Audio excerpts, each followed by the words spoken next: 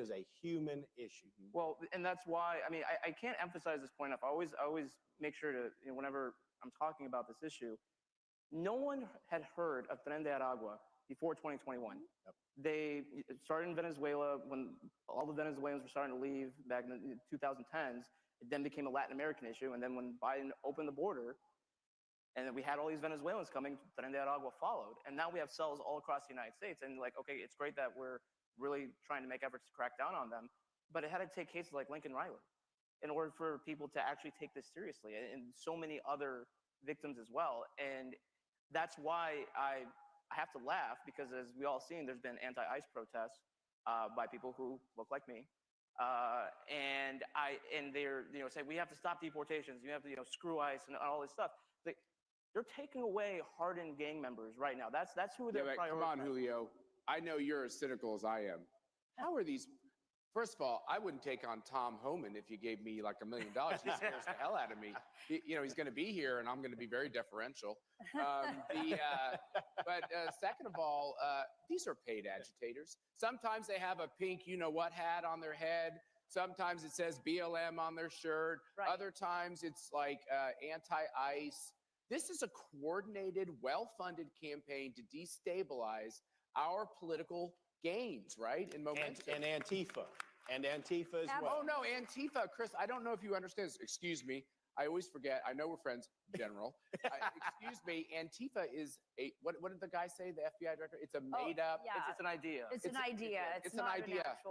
It's an idea until they punch you in the face, and then it's not such a good idea. And I would say that, exactly after 2020, like because of the unbalanced judicial system that we previously had, even though the rioters stopped, the systems that were in place in 2020 to maximize that chaos, it never went away. And so that's why I kind of have feel that we have Kash Patel at the FBI. Kinda. I do. That those networks will finally be dismantled. And that's not to say there can't be any other types of chaos, but the systems, that never went away. Can I just say, well, and this is... you have children, I have children. Right. Marty's probably done this. Here I'm living in the swamp. Not very popular in the swamp. Not very popular in my neighborhood. Not very popular with a local paper. You know that. And not afraid to put the Trump sign. But I had to sit my girls down. I hated this. This is one of the grossest moments. Sat them down and said, the FBI comes to the door. Don't let them in. Don't talk to them. Don't trust them. I felt like dirty in saying that because I'm a pro-cop guy, but that's the reality. Kash Patel coming in, Tom Homan coming in, Trump coming in, people like Chris Carr in office, we got to stop the weaponization. Well, that's it. Absolutely. That's it. And I know we're running short on time, and I just want to say this really quick, too. She's a TV person, so she's very good at the prompter. When it's over, it's over. Yeah, it's over, it's over. It's like, okay, sorry. But this is what Matt's saying is absolutely essential. What we were up against the last 4 years was a weaponization of our bureaucracy in such a way that it was destroying the foundation of our nation. It was breaking and tearing our nation apart. The reason we have people like Kash Patel and others, thank God, in these bureaucracies is to root out that corruption and to expose it. And the only way we're going to be able to protect ourselves and our families is by doing what's right. Common sense tells us, don't leave the border wide open. Don't do it. We protect our homes. We shut our front doors at night. Why do we leave our border wide open? This is going to take a lot of work. It's going to take the FBI. It's going to take the DOJ. It's going to take UAG, working day in and day out in order to save our country. Because as much as we're talking about the victimization of these children, our adversaries are out there, China, Iran and others, and they're seeing that border, and they saw that border as the last 4 years as an open sieve to destroy our country. And many times it comes across as a proxy war, like they did with fentanyl coming from China. And so we have to be very aware, and I'm just so grateful to be living in this time, in this amazing time where I know our country. Did this room do a good job or what? Wow, this is amazing. Thank you, guys. You saved America. I think you saved civilization. I do too. I know that sounds like a broad term, and I just want to say in conclusion, thanks for being here, of course, and keep up the good work, Chris. And We got two real journalists here. These are real journalists. Thank you. The new version of journalists. But I just want to say one thing in conclusion. When you see the videos throughout the next couple of years, when you read the false charges about how either Cash or Tom Homan or Kristi Noem or Donald Trump or fill in the gap are destroying the lives of these mostly Hispanic people who are here illegally as deportations occur, all the lies and slurs that will come out, videos that will be true, probably deep fakes, Right. you know, instead of the ones when they said, well, Biden doesn't really have Alzheimer's, he's actually sharp as a tack. Yeah, whatever. When you read all that, understand behind that, what they're doing actually in securing the border is saving the lives of millions of kids who would have committed, you know, killed themselves with fentanyl, who would be victimized because they don't matter in our system. So don't let them lie to you. Know what's behind the headlines. Every country that believes in freedom starts with a border. And Chris and I are Catholic, even at the Vatican, by the way. You can't get in the Vatican without an appointment. That's right. And a country shouldn't be any different than that. So thank you all for being here today, and keep up the fight. Okay? Oh, yeah. Appreciate it.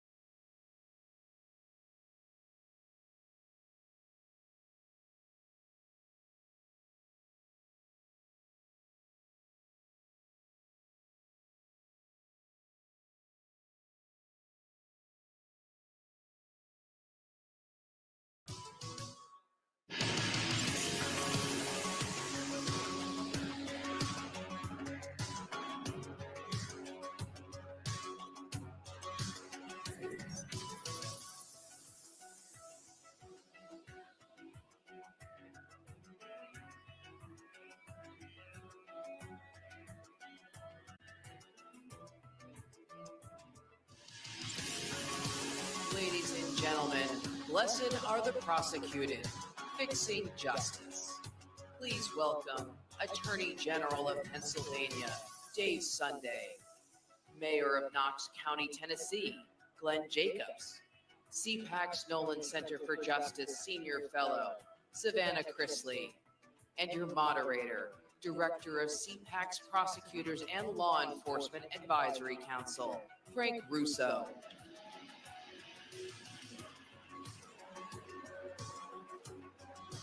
You nailed it. Thank you. What's that? I said you nailed it. I was almost following you. You got there. I'll ignore the Go Vols being a Georgia Bulldog myself, but thank you all for joining us today. We are honored to be here with such an important panel focused on one of the most important issues. You just heard from our chairman, Matt Schlapp, that the weaponization of government is tearing our country apart. And thankfully, in November, the voters brought an end to that damage. Amen. But unfortunately, there are still victims of that weaponization. And thankfully, there are prosecutors and elected leaders who are working to fix it. So I want to start with someone who's had to live through this weaponization. Savannah, you are well known to this audience, not just for a slightly popular show that I've seen on Bravo. My wife's a little jealous. Well, thank you. But also for some of the challenges your family faced when prosecutors who put politics over public safety harmed your family. Can you tell us your story? 2 years ago, both my parents went to prison for a combined 19 years. My dad got 12 and my mom got 7. This was in Fulton County, Georgia, and where prosecutors labeled us the Trumps of the South. And I spoke at the Republican National Convention, and as I like to say, I would take that as a compliment. I will be the Trumps of the South. I'll take it.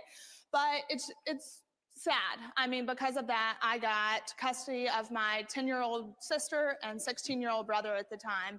And that's when I learned to fight. That's when I learned to fight and to uncover the injustices that happen with us. There were huge Fourth Amendment violations, and the government even went to accuse us of money laundering and terrorism just so that they could access certain financial documents.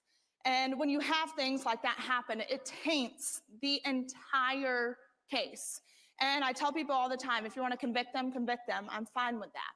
But do it based off of the truth. And the government shouldn't be allowed to break every single law in order to get a conviction. And our judge, too, that's a whole other story. First off, I do not believe prosecutors should have full immunity. That, we have to get rid of that. People have to be held accountable. And our judge, she is the youngest African-American female appointed by Obama. And you look at her Wikipedia page, and her notable cases are ruling against Trump for mail-in ballots. She also refused to allow the victims of Hurricane Helene to register to vote late. And then my family's case. So I think you have something in common there. So you mean to tell me that the weaponization of justice actually has a face? And it's your family. It does. It's families who care about the communities they live in. And I think what's sad is we had the money to fight this. And we spent millions of dollars. I want to say it was about $6 million on trial lawyers. And they still ended up in prison for a combined 19 years. And most people don't have those resources. That's why the DOJ has a 98, 99% conviction rate, because they scare people, and people have to plead out no matter if they're guilty or not. And 1 in 20 criminal cases results in a wrongful conviction. I would argue it's more than that. And that is why I had lunch at the White House on Thursday. And that's why I am a daughter fighting for justice for my parents and to get them home. Yep. So now that we know what the problem is, we have two gentlemen who are going to have to fix it. No pressure. Yeah, none. Mayor whatsoever. Jacobs, can you talk a little bit about accountability and redemption? Because we still want to hold the actual criminals accountable. And then we want to ensure those who come home have the resources to stop that cycle of crime. I know you've been doing that work in Tennessee. Yeah, right. As conservatives, we believe in public safety. We also believe in fiscal responsibility. On the left, what they've done with the criminal justice system has undermined both. They've used the criminal justice system for weaponization against political opponents while allowing violent criminals to literally go free. And it's been done at a huge cost, not only to public safety, but also fiscally. First of all, law enforcement's an extremely difficult job. We lost an officer that was killed in line of action a couple years ago. He was a young man named Tucker Blakely.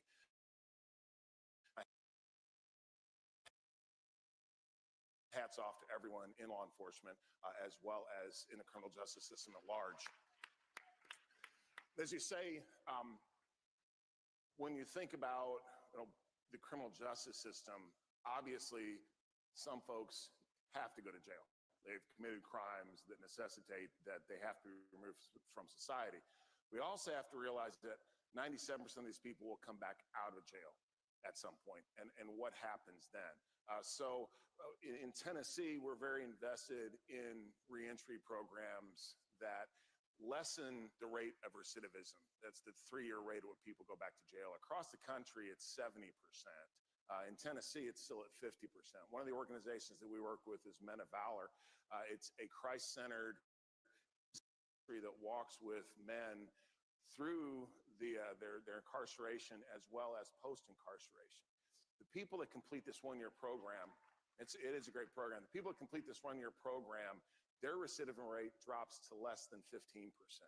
So it makes a significant difference. And the great thing is, this is a private organization. So there's very little government funding that goes to it. But I think that when we're thinking about criminal justice, we have to look at those two. It's public safety, but it's also fiscal responsibility. And we can do both.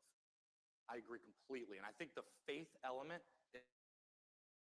is so vital to this process. These are people we are restoring to our communities to make sure that we stay safe. Well, now we have a president that is bringing Jesus back to the center. And I think when you have that at the center, everything else falls into place. 100%. And the question I think a lot of people ask is, can you win on this mess? We saw last fall, and I think one of the great successes of that cycle was the only attorney general's race that flipped Republican. The only place that in general that flipped it all was Dave Sunday in Pennsylvania, who ensured that we pushed out progressive prosecutors and brought in a conservative leader. Dave, can you talk about how this message resonated with voters and got rid of that progressive prosecutor movement that has made so many people, so many of us here, you're in Washington, D.C. or close to it, unsafe? I'll say that the best policies, I think, all come from your own personal life experience. And, you know, I was a little bit of a knucklehead when I was a kid.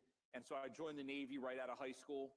I came home and I worked at UPS for 8 years, all through college and all through law school. And when I worked at UPS, I mean, I'll tell you, I worked with people that worked so unbelievably hard, that fought every day to put food on their table and take care of their families. Went on after law school and became a prosecutor. Prosecuted, you know, everything from gang murders to domestic violence killings, drug traffickers. And what I realized all those years of prosecuting and putting people in jail, that the reality was if our community is not safe, nothing else matters. And the only way we could get to that place was by not only holding people accountable, but by embracing redemption for those that have already served their time. When people come out of prison, what I want to see is them work. I want to see people have career jobs. I want to see people take care of their families and pay their taxes and pay restitution.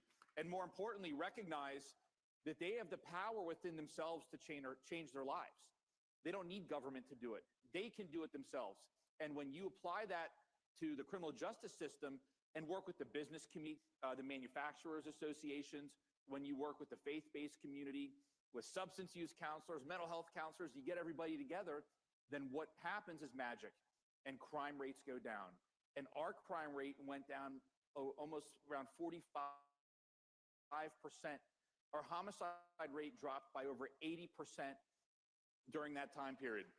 You know, and this is critical because success breeds success. We realized our prisons are full of people that have severe mental health illnesses. And so we tried to find a way to help get them to get mental health treatment. It took the pressure off police departments because the police need to be out there doing their job and getting the bad guys, not sitting, you know, at a hospital staring at someone who's going through treatment. So my point very simply is I wasn't sure how the community would respond to that. That's my story and how I've handled myself. And they responded in a very resounding and positive way. And that speaks volumes, I think. Yeah. Well, I think when you speak about mental health within the prison system, there was a hearing and the former director, Colette Peters, which I say former, thank God, she was probably the worst thing to happen to the Bureau of Prisons. And I'm saying that as a woman. When she was sworn in, she gave me hope. I was like, finally, there's a woman in power. And she let us all down. She testified, and over half the deaths in the system were due to suicide. Over half of the deaths in the system. So it shows that there is a mental health crisis, and we have to take care of that first. And I like to tout myself as kind of the James O'Keefe of the prison system, because it has been my mission the past 2 years to absolutely construct them. And the things that I have uncovered are extremely damning. I mean, the corruption that goes on within these facilities, these officials should be the ones in prison. And until we hold them accountable, we're going to continue that same rat race over and over and over again. We continue to allow the political decision makers in our criminal justice system to harm those who work in it and who are forced into it or who have to live through it because of the mistakes that they've made. I don't think there's a single cop in this room that's protecting us that wants to harass parishioners at their churches or that wants to go into communities and harass parents at school boards, and yet that's what we had for 4 years. Mm-hmm. What does that do to a police force? What does that do? Mayor Jacobs, you have to oversee a lot of these law enforcement officers. It decimates their mental demoralizing. Health. It's demoralizing. Absolutely. Yeah, absolutely. And back to the mental health aspect, we've done a great disservice to law enforcement. Yes. With essentially making them the mental health experts and the caretakers of folks who have severe mental illness. In Knox County, we estimate that about 35% of our daily census at our jail suffers from mental illness. And the reason is there's no place else for these folks. So you have law enforcement people who are trained to be cops, or in this case, corrections officers, and they're forced to be mental health professionals, which they're not. I was really happy. We just started a mental health court in Knox County. There's only about 300 around the country. It's a new concept in Tennessee. But basically, folks that qualify, that have mental illness, stand in front of a judge, but instead of going to jail, the judge oversees their sentence, and they have to go to counseling. They have to be on their meds and all those sort of things. But yes, that frees up police resources because then they're no longer acting as mental health professionals. They can do the job that they're trained to do, and it makes things safer for everybody. Right. And also, you're exactly right. President Trump's First Step Act is overwhelmingly popular with Republican primary voters. So it is a winning issue. With the First Step Act, my biggest issue, I am a huge advocate for the First Step Act, but what the last administration failed to do was implement the First Step Act. And because they failed to implement it, you have the Bureau of Prisons that's asking for more money. Well, instead of asking for more money, why don't you actually implement the First Step Act, the Second Chance Act, and it could reduce, they are wasting upwards of $1 billion. I have an answer for you. Because they're not concerned with public safety or fiscal responsibility. They just want to make sure that bureaucrats get more money, more power. That's why. Exactly. And I think, too, taking the Bureau, I have heard, and let's hope this is right, but taking the Bureau of Prisons away from the DOJ and giving it to DHS is going to be the most brilliant move, in my opinion, because I do not believe the DOJ should be able to charge you, sentence you, and house you too. We spent 4 years with the Biden administration acting as judge, jury, and executioner. And in that pace, I think what we don't talk enough about is what did that actually do to law enforcement? In my hometown of Roswell, Georgia, we lost an officer 2 weeks ago, the first one in 40 years. We've talked a lot about the problem, and there are real consequences. The good news is there is a solution, and that solution was delivered by all of you in November. And I'm excited, Dave, for you to talk a little about how we're going to keep communities safe now that you have a federal government that supports law enforcement, supports rule of law, and thanks to Kash Patel, Pam Bondi, Kristi Noem, and others, is going to actually start solving these problems. You deserve to be safe. Dave, I know you're part of that solution because the voters sent you up in Pennsylvania to solve this. They did. I mean, I ran on, if our communities aren't safe, nothing else matters. And it's something that I believe in my heart. I mean, when you look at the challenges facing us right now, if you think about, I mean, millions of times a day, someone online is trying to get to our children every single day, all day long. We have an aging population in America, and every single day, millions of times a day, people are trying to steal our seniors, the money that they saved up throughout the course of their life. And I don't care if it's $1 or $1 billion, they earned it. It's their money. They can do with it what they want until the day they die. And I find it, and so when you add on the technology right now with AI, it's become so complex. Drug trafficking has become complex. And so what I look forward to doing is collaborating with all of our partners, from local law enforcement to state law enforcement to federal law enforcement, and really bring everyone together with a common goal, which is to make our community safer. That's to get fentanyl off of our streets. I mean, that's to go after the organized crime, these gangs that are shooting up our cities, and hold them accountable and put them in prison. The data shows that when you get the right people in prison, okay, crime goes down astronomically. And so you have to use precision policing, targeted prosecutions, and you have to do it in a manner that's fair and that's safe and that's constitutional. And at the end of the day, that's how we'll make our community safer. So, Mayor, you have now the keys to solving a lot of these problems within your own city. You've actually seen the successes and talked about it. What should people here know and take back to their communities? What should this audience be telling their local officials when they go to town halls? And yes, that's me asking you to take a challenge. You should go to a town hall. It's cold in Alexandria, Virginia. I still go. I hope y'all do too. Can you tell them what message they should be bringing to their elected officials? It ain't rocket science, okay? This is not. You get the violent criminals off the streets, make sure that the people that are going to reenter society have a pathway to do so successfully, and that's pretty much it. That's all so many of these issues. And the justice system should never be used for political purposes.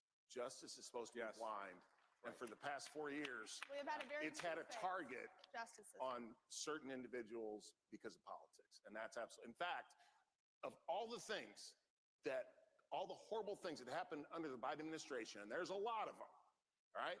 I think that's the worst thing, because a politicized, weaponized justice system, that is literally the definition of a banana republic, and we were this close to slipping into that. Yep. Savannah, I'll ask a similar question. What can people know about your story? How can they make a difference and impact? And how can we get your family out of this nightmare and back to the rule of law in our society? Yeah, for me, I believed bad people go to prison. That's just what I think as a kid is ingrained in you. And that is so far from the truth. These men and women are going to enter back into society. And I believe that God put us on this earth to love people and love people well. And let's not forget about those women that are incarcerated, who maybe need an additional hand, who need a little help, who need people to believe in them. Because right now we have a very hopeless system, and there's nothing more dangerous than a hopeless person. And right now, with all the issues that we're working on and restoring hope within these individuals, I think Alice Marie Johnson is a prime example of what happens when someone believes in them. Alice was pardoned by President Trump the first go round. And now he has brought her on as the pardon czar, and he went out on a limb. He believed in her and he gave her a chance. So just don't ever think you're too good to give out a helping hand. Makes a lot of sense. I think communities of all backgrounds came together to support President Trump. And the reason is there's one thing that binds this room together. It's we care about public safety. And we care about the rule of law. And unfortunately, at whatever conference is happening back in the Biden administration, apparently that wasn't in the topic areas. So Dave, I'm going to leave it to you to answer. What do we do next? What do we expect to see next? And how do we restore? How do we do the hard work? You've touched on what you've already done in Pennsylvania. Yep. How do we do the hard work going forward of fixing this problem? Because unfortunately, as you've heard over the last 3 days, the Biden administration apparently left us with a lot of problems. I don't think any of us are surprised by that. Shocker. So I'll How try do to we be solve it? I'll try to be as quick as I can. I'm looking at the time. Yep. So to start with, we have to have the courage to fight tough battles. And what I mean by that is a lot of the things we're talking about up here, severe behavioral health problems, the opioid epidemic, issues with regard to trauma on children. These aren't things that we can solve in a day. These are things that will take time and courage to be able to work through them. They're greater than the political cycle. And when we together as a community and we work on this, and these are all conservative values, and we come together and we do this, our community will begin to get better. You have to have the courage to do it. The second thing is we have to support police. And what I want to, you said something earlier that was so fantastic. We expect our police to be domestic violence counselors, mental health counselors, substance abuse counselors. We expect police to have the answer to every single problem within a split second, oftentimes 10 to 15 times a day. And we have to get them the support so that they can do their core function of patrolling, keeping communities safe, and investigating very serious crimes and putting the bad guys in jail. So support your police. And I said, don't always have the courage to take the tough battles, like winning Pennsylvania. Like winning Pennsylvania. Right? That was an important one. Yeah. I think it's easy to conclude on this. Today, we are being protected by strong, brave men and women of the Secret Service, of law enforcement. Yep. We owe it not just to ourselves, but to them to make America safe again. We know President Trump will do that. We know that our friends up here on the stage will do that. And CPAC remains committed to ensuring accountability and redemption are what are the tenets of law in this country. Thank you for joining us, and let's make America safe again this year.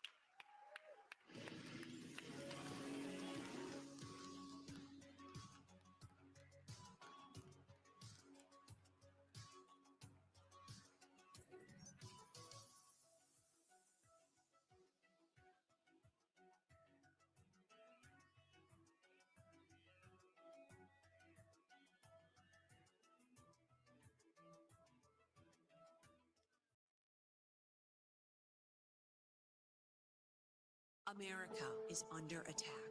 Our families are being crushed under the politics of a radical agenda. But moms have had enough. We are standing up and we are fighting back. This is our battle. This battle is every bit as important as the Revolutionary War because we fight for the same thing. Moms for America is a national movement of moms reclaiming our culture for truth, family, freedom, and the Constitution. I think Moms for America is exactly on track and is doing the right thing for the future of our country and our children. Like Moms for America is going at the heart of the issue. I want to go on the record and say I'm for moms, I'm for America, and I'm especially for Moms for America. But I am honored to join Moms for America today as we speak out against the horrific mandates. With a national network of over 500,000 mothers, Moms for America is one of the fastest growing movements of women in the country. The most dangerous place in all of nature is between a mama bear and her baby cub. We are the change. No matter what, no matter where, and no matter how difficult the obstacles are that are facing us and our families, we will not give up and we will not give in. So if not now, then when? If not you, then who? Welcome to the Bumland Revolution.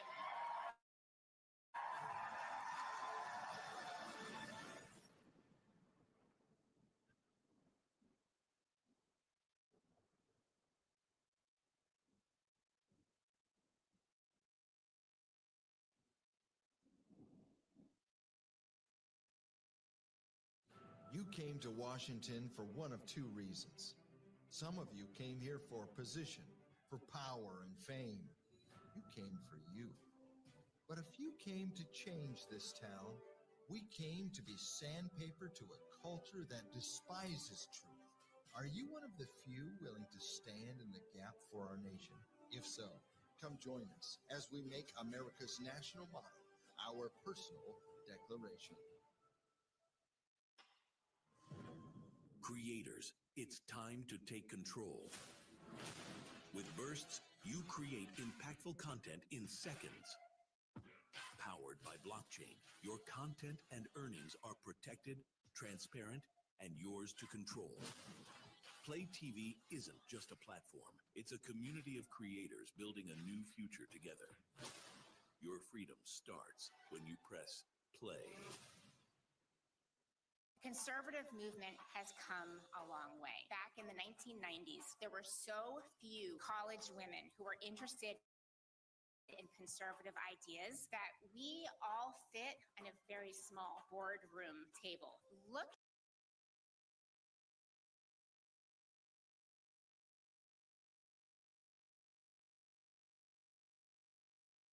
at all of you in this room now. There's something special about conservative women. You all have a unique opportunity, I think in this generation in particular, to step into that full vision of womanhood.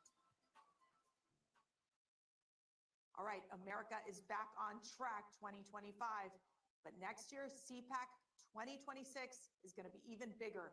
Go get your tickets now. Go to cpac.org and join the movement. Ladies and gentlemen, please welcome White House Deputy Chief of Staff, Dan Scavino.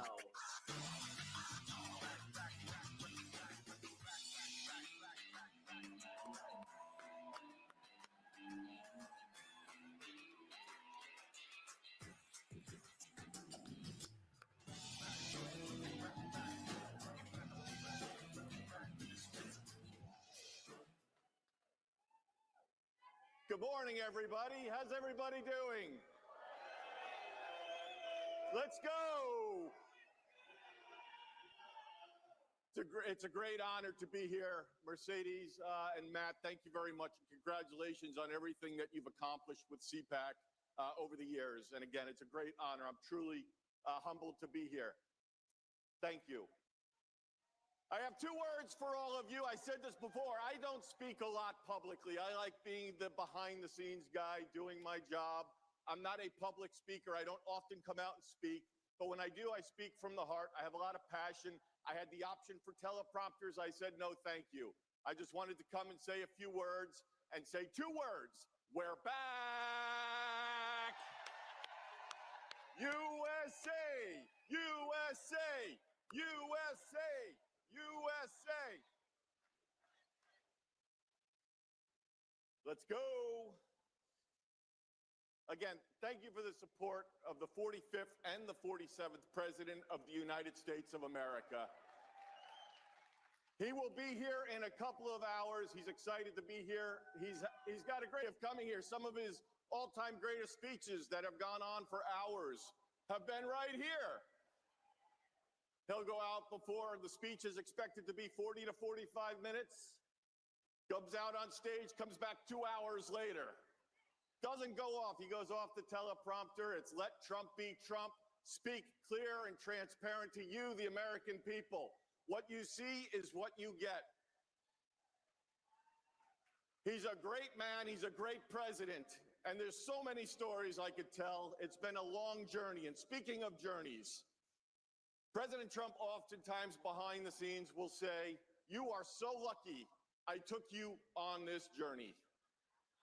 And Team Trump that is out there will know exactly what I'm saying, whether it's subpoenas, grand jury testimonies, indictments, out on the campaign trail, big victories, out on the golf course, state dinners, championship games, World Series, Super Bowl, on the plane, in the Oval Office, good times and bad times, no matter what the news cycle is out there, he would sit and say, "You are so lucky I took you on this journey."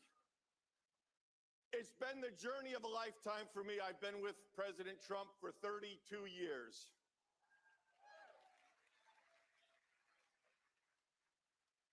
I started caddying for him back when I was 15 years old. I caddied, I worked in the bag room, and this real estate mogul came up to Westchester County, New York, to buy a golf course.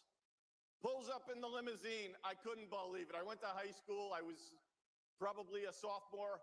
That Monday in school, you won't believe who I saw, who I met. The New York real estate mogul and tycoon who redefined the New York City skyline, Donald J. Trump. And here we are 32 years later, and Mr. President, if you're watching, this has been one hell of a journey, the greatest journey of my lifetime.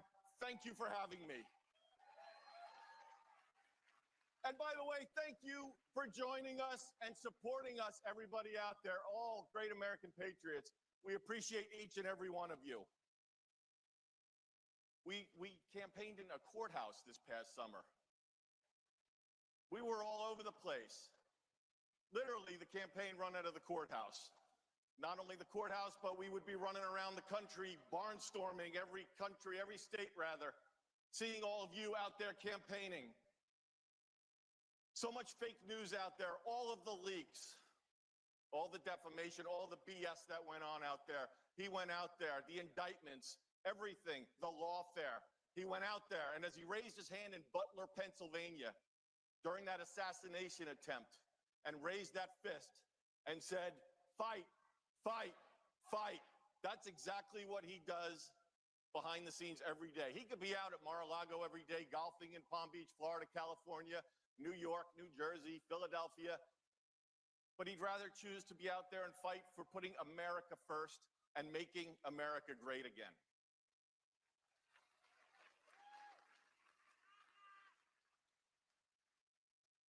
His behind-the-scenes moments in the assassination attempt in Butler, Pennsylvania, in the hospital, just to show you his mindset. The guy just got shot in the damn head. Somebody attempted to assassinate him. He's in the hospital. And I show him that iconic picture of him raising his fist. He goes, "Hey, Dan, how's it playing?" Sir, the entire world is wondering what's going on right now. How's everybody doing? How's the team doing? And myself and Susie Wiles and Stephen Chung and Walt Nauta were back with him. He cared about everybody else. He cared about his family. We're connecting him with Melania, Ivanka, Don Jr., Eric. He's speaking to them. How's it playing?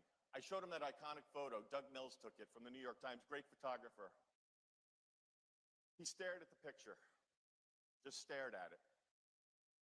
And he said, "How is Doug Mills doing? Is Doug okay? Call Doug and see if he's doing okay."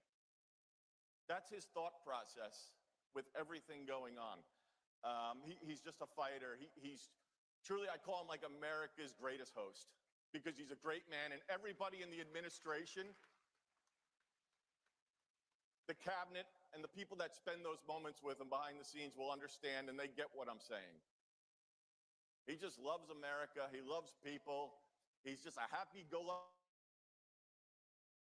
lucky guy, and the guy works his ass off from 5 in the morning till midnight. The guy barely sleeps. And trust me, I know from the phone calls and the messaging and things that we would put out on social media and platforms. But to be in the hospital with everything shot in the head, and he's worried about everybody else. A few hours later, we went wheels up. I believe we went back to New Jersey that evening. He was on the plane joking with all of us on the plane to make us feel, I mean, we were all, to this moment, to this day, and none of us will ever forget it. He cared about all of us on the plane, trying to make us all feel better and lift us up. And ladies and gentlemen, that is your 47th President of the United States of America.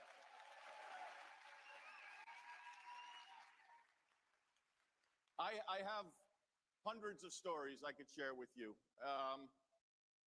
Let's talk about in Pennsylvania, when he got excited to go work at McDonald's, because that's where Kamala claimed to have worked. For 2 weeks, we heard about going to work at McDonald's. He was excited to go do it. And sure enough, you all saw in those viral videos and on the news, he was at McDonald's having a good time with that French fryer and the people driving through. I'll never forget that moment when we pulled in with thousands of people lining the streets. That was the night he also went to the Pittsburgh Steelers game. But the guy couldn't wait to get to McDonald's, and he knew that it was a big moment for us. And it was pretty damn awesome, was it not? McDonald's. Joe Biden, you guys are all garbage. Trump supporters are garbage. Oh, really, Joe? Garbage. We're going to Wisconsin. And the team, Justin Caparelli, give him a lot of credit with regards to being on the plane. We're heading out to Wisconsin, and he comes up and he says, Mr. President, we can have a garbage truck upon arrival on the tarmac. I mean, what a campaign. What a campaign. Oh, sir, and by the way, before we went wheels up, I have an orange vest for you to wear. If you want to wear it, you go wear it off the plane. Give me that vest. Let's put that vest on. He puts the vest on the plane. We're still flying. He's being brief. We're going to land. There's going to be a garbage truck upon our arrival. It's going to say Trump 2024 on it. And sure enough, an hour and a half, 2 hours later, we land the plane. We look out the window, and there's the garbage truck being escorted to the motorcade. And there's the president sitting with his orange vest on, just looking out the window like this. I mean, just total classic and priceless. He gets off the plane, he wears the vest into the garbage truck, right? Great moment. But then he wore it in the motorcade to the rally. Then we get to the rally, he meets Brett Favre, who endorsed him. Backstage, taking photos and clicks, laughs, good times. He's getting ready. We're feeling good because this election's coming up. Where's the garbage vest? Out onto the stage. And I don't know if you heard the stories of why he wore it, but he thought he looked rather trim in it. And then so he's sitting, looking in the mirror. I look rather thin in this. I look very trim. I look good. He wears the orange vest out. Hour and a half rally, comes off stage, walks back out. Time to get in the motorcade to go back to the plane, right? You take the vest off, right? He wears the orange vest into the motorcade. He said, I'm not taking this off till we get on the plane. He kept the vest on the entire time. That was a big moment for us when we were all garbage. It was like that deplorable moment. We're all sitting backstage saying, here's the moment. I could go on all day, but I don't have that much time left. We're very grateful for you. There's so many times that the press is just so grateful for the support he sees out there on social media.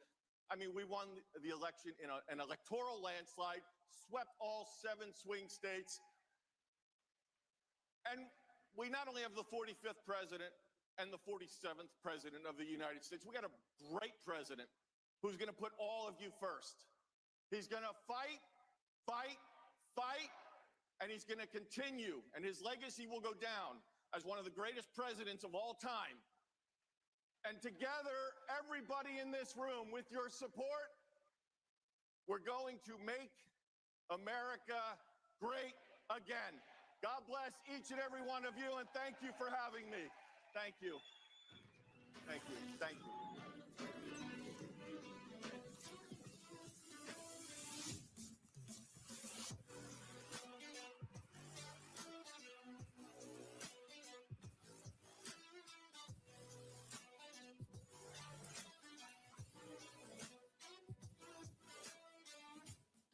Ladies and gentlemen, please welcome from Wyoming, Congresswoman Harriet Hageman.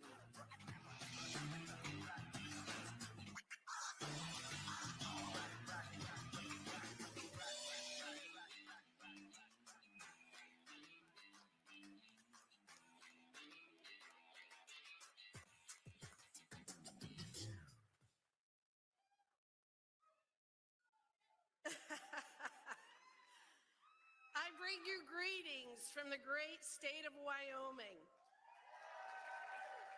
home of an abundance of affordable and reliable energy, wildlife galore, wide open spaces, gorgeous rivers and streams, magnificent mountains, beautiful blue skies, and not one Liz Cheney anywhere to be found.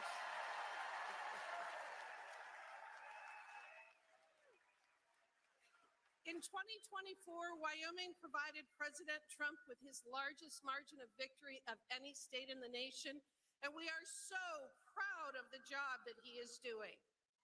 We are ecstatic that he is exposing and eradicating the massive government waste, fraud, and abuse that we have known for decades has been happening, and yet no one before would do anything about it. We are overjoyed that he has tasked Elon Musk and his team with overseeing DOGE, using their skills to implement what may be the closest thing to zero-based budgeting that we will ever see in the federal government. We are thrilled that he recognizes that we are a government of, by, and for the people, and that its primary purpose is to protect the homeland and secure our God-given rights and freedoms. It is quite apparent that the Democrats long ago stopped caring about the concerns of working-class people, the truck drivers, farmers, airline employees, miners, custodians, and construction workers, among others. And they paid for such neglect by being shellacked in the last election. But far be it for them to undertake a legitimate self-assessment of their policies and ideas. They are instead engaging in kabuki theater while standing in front of government agencies, screaming their opposition to everything good and just generally making fools of themselves. Agencies that they have chosen for their performance art are telling, are they not? The Department of Education, a $270 billion woke monstrosity that has presided over the steady and unrelenting decline of public education. And USAID, a $50 billion anti-American purveyor of ideology so toxic that even the bureaucrats who worked there knew they had to hide their programs so that they could continue to fund such things as transgender comic books in Peru, so-called sex change operations in Guatemala, and anti-Israeli rappers. By now, everyone has heard about the crazy things USAID and other bloated and unnecessary bureaucracies have spent our money on, and we are rightly infuriated. But there is more to this story than bureaucrats and leftists attempting to out-crazy each other, and it is critical that we understand the full picture, in part to ensure accountability, but to also understand how these actions, this overwhelming misdirection of assets, this radical anti-humanist agenda has weakened us here at home and allowed our so-called political leaders to ignore their primary responsibility to our citizens. In short, this obsession with pushing the woke agenda has real-world consequences and has caused real-life suffering. The way that I often describe it is that a government that does things that it should not be doing becomes incapable of doing those things that it should. What we can describe as the social and economic reality of opportunity costs. And it is this phenomenon that I, as the chairwoman of the House Anti-Woke Caucus, want to make sure people understand. We are not just dealing with stupid comic books and radical anti-American leftist policies. We are also dealing with an obsession that has become so all-consuming to those on the other side that the toll in human suffering and property destruction cannot be ignored. As a devastating example, let's look at the recent California wildfires. The cause and magnitude of those fires cannot be written off as an act of nature, because that is not what happened. Rather, a substantial number of fires in California are started by arsonists and homeless encampments, and that appears to be the case in terms of this recent conflagration. Even setting aside the cause of the fires, however, this catastrophe was years in the making, with resource management, overregulation, and failed water policies all finding their roots in a fixation on climate change and global warming. Ah, yes, with Gavin Newsom and Karen Bass deciding that the threat of a 1 to 2 degree change in temperatures 100 years from now warrants whatever suffering we may come about today. Let's start with the radical environmentalist decisions for the last several decades to fight every effort to undertake proper, effective, and safe forest and range management practices, and to implement better fire protection policies. In fact, one such organization fought to block a wildfire prevention project near the Pacific Palisades to protect a shrub called the Broughton's milk vetch. We can thank this group for their efforts to protect this shrub, although such protections were clearly only transitory since they also burned in the November fires.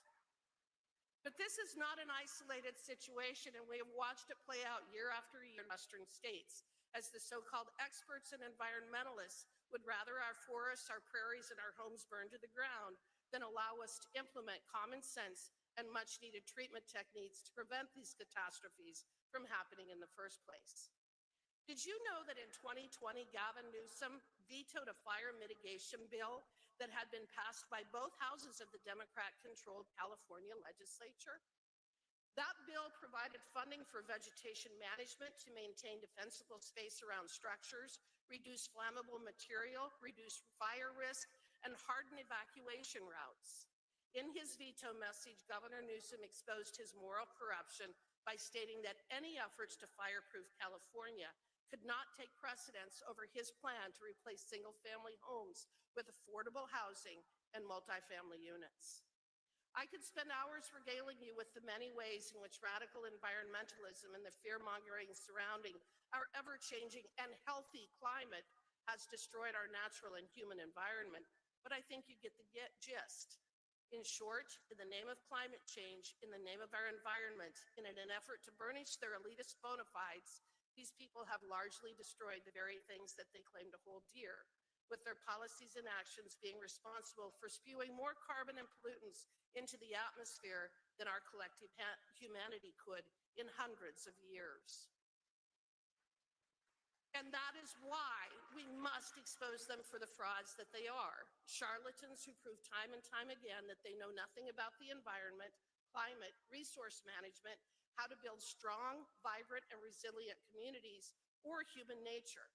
But like so many before them, believe that they are the experts who are entitled to micromanage our lives, mandate and restrict our mode of travel, control our food supply, and shove us into 15-minute cities and multifamily homes. Now, it is often easy to make fun of people like Gavin Newsom, Karen Bass, Kamala Harris, Al Gore, John Kerry, and others. But these people have caused and will continue to cause real human suffering unless we stop them. And one tool that we have is to expose the true cost of their woke ideology. But it isn't just failed environmental policies that are to blame. We must also call out the entire DEI industry as being one of the many culprits resulting in the death and destruction that we have suffered.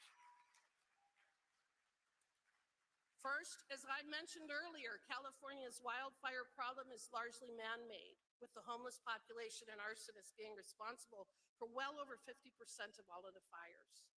All in the name of being equitable and inclusive, you see, personal and community responsibility are relics of the past when it comes to modern-day California. And nothing epitomizes that more than in allowing the homeless to literally run your cities into the ground and when they so choose to burn them down. Second, DEI is not only insidious because of what it means in practice, but in the fact that it allows politicians and bureaucrats to divert our precious resources from where they should be focused to pet projects that have nothing to do with carrying out the functions of government.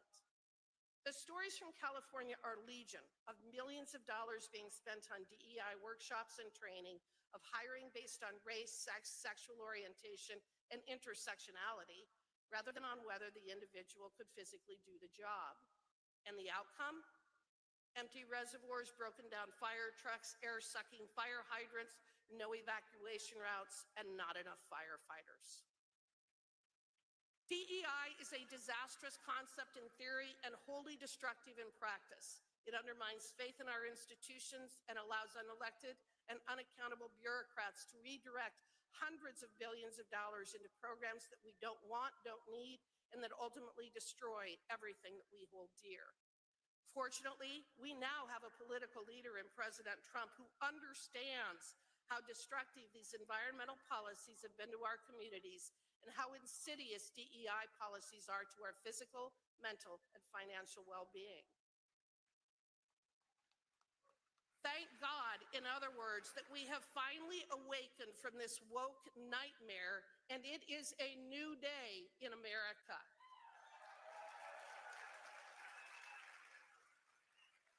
God bless CPAC, God bless President Trump, God bless our warriors who are fighting on behalf of all of us, and God bless America.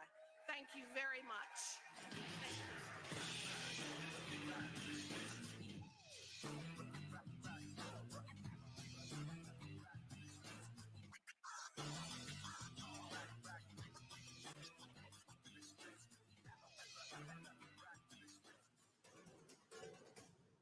Newsmax has been terrific. President Trump is right. Millions are switching to Newsmax. It's the fastest growing streaming service in America. You don't need those woke streaming services anymore. Just get Newsmax Plus. Watch the best shows like Greg Kelly, Rob Schmidt, Greta Van Susteren, and Rob Finnerty. Greg Kelly over at Newsmax. The Newsmax people have been really terrific.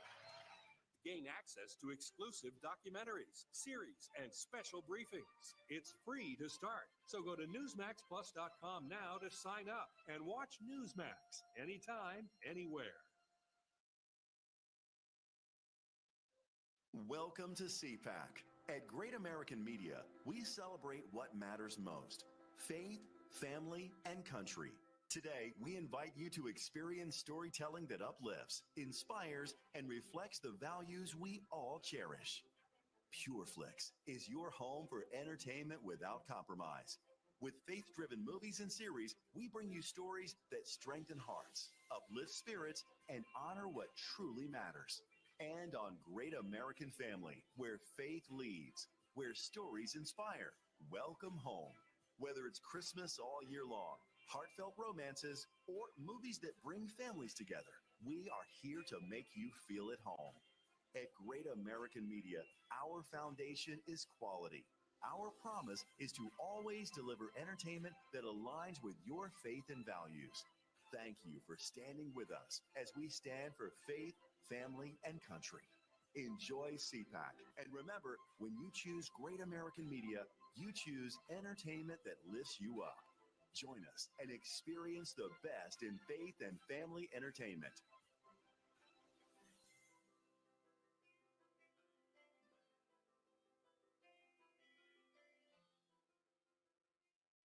Hello, I'm Jim Paff, president of the Conservative Caucus. The Conservative Caucus has been winning battles in Congress for all 50 years of its existence. In fact, we're the oldest conservative grassroots organization in America. We helped re-elect President Trump and win the Senate. And with your help, we will continue to advance President Trump's MAGA agenda. Join the team to help Trump make America great again. Go to theconservativecaucus.org and sign up now.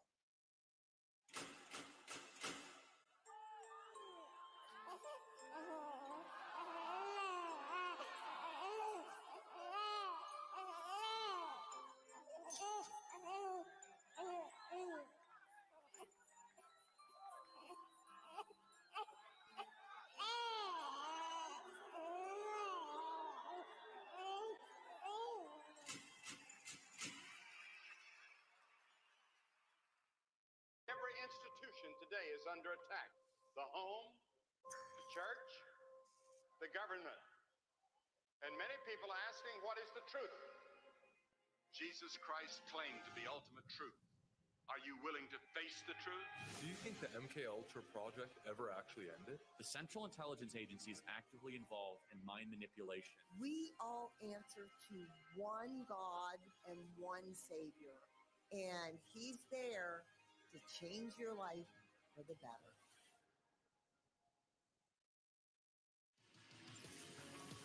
Ladies and gentlemen, up next, an interview with Governor of Arkansas, Sarah Huckabee Sanders, hosted by CPAC Senior Fellow Mercedes Schlapp.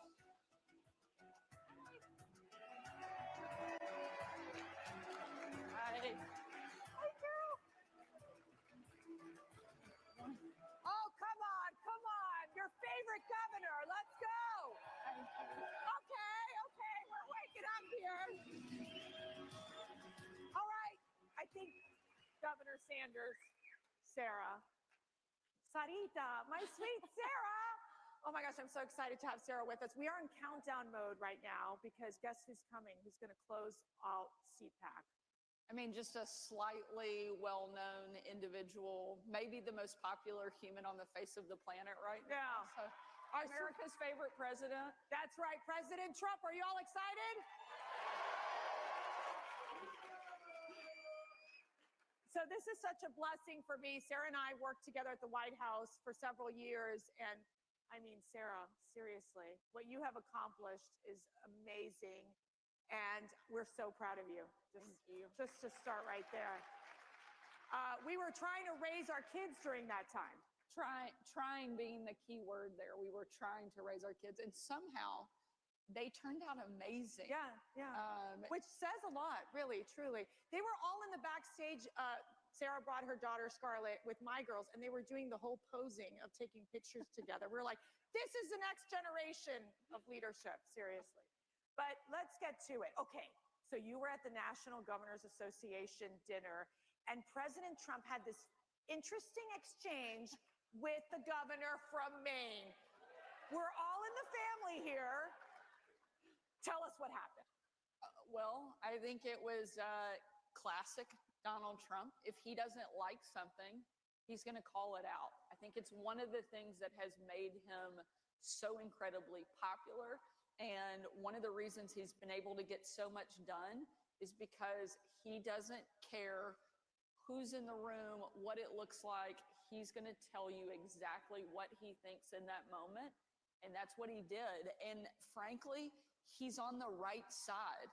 I'm so tired of hearing the left say that they care about women when they can't even tell you what a woman is. And we finally have a president who will stand up for women and fight back.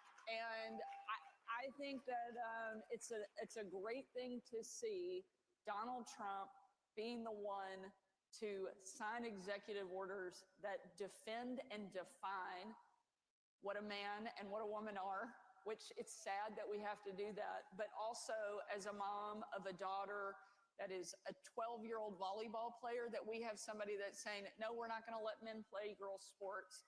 And Donald Trump is doing that, and I think he's right to call people out who are on the wrong side.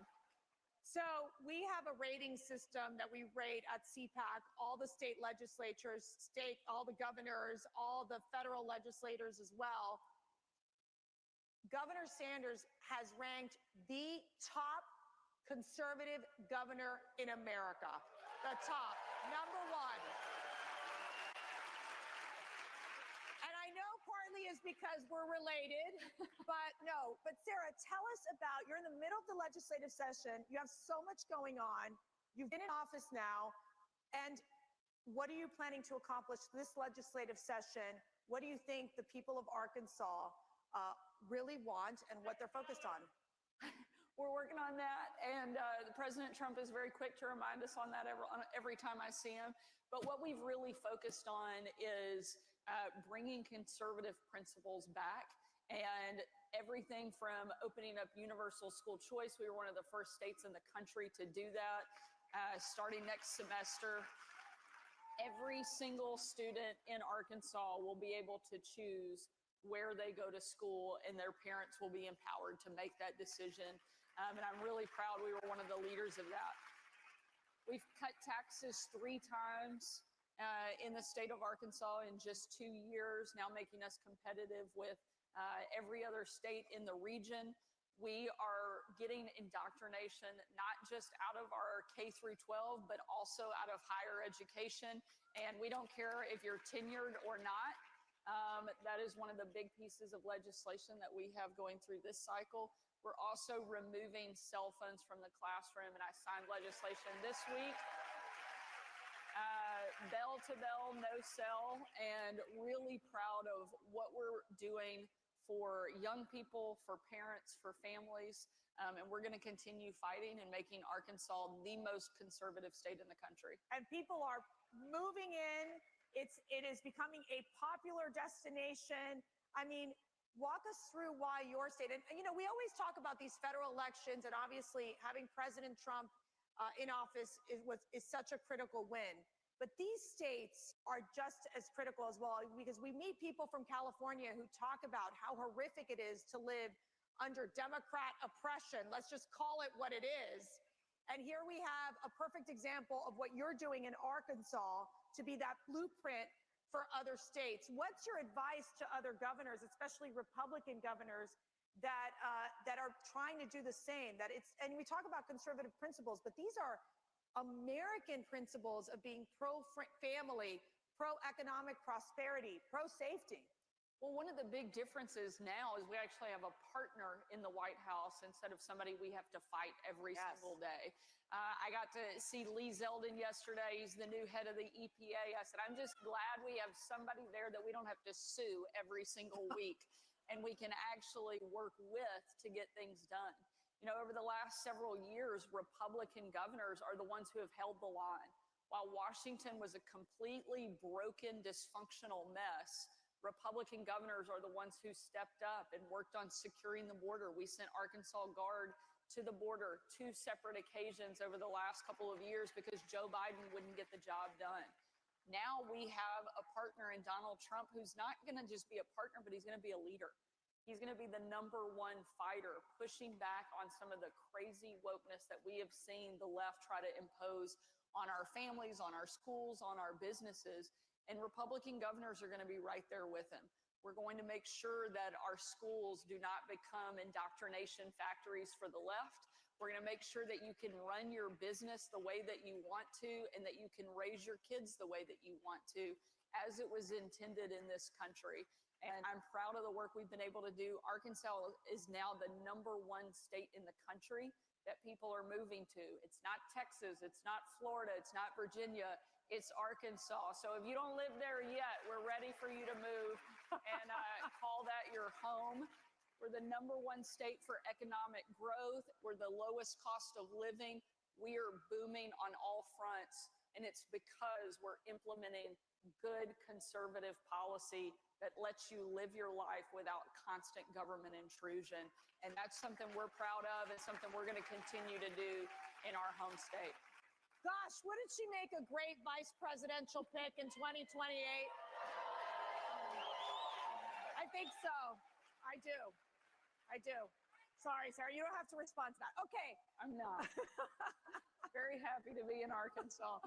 Okay, maternal health, you're providing funding. I really want you to talk about this problem this crisis you discovered in your state, how you're solving it, because it's not only impacting states like Arkansas, but other states as well in the South. Walk us through what you're doing there. You know, one of the things that I think is so important for the pro-life community is that we don't just focus on the baby when they're in the womb, but it's what does that look like after, and making sure that we are actually fighting for kids every single day. And that's something that's really important in our state.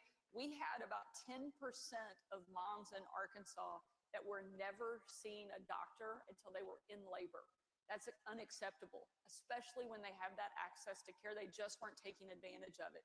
We know that healthy moms make healthy babies, so we've invested in making sure that those women get the care that they not only need and deserve, but they know that their life and their child's life has value. And it's something that we want to protect at every single stage. And so we're investing heavily in the maternal health problem in Arkansas, and something that we're going to expect to see a dramatic impact and dramatic results just in a short amount of time. So we've seen President Trump right now, where he's been in office for 32 days. It feels like it's been like 10 years that he's been in office. It's so remarkable to watch the amount of work he's been able to accomplish. Now, as us, the Trump 45ers, is that what we are? Yeah. Okay. Makes us sound older than Makes we us are, sound though. so old.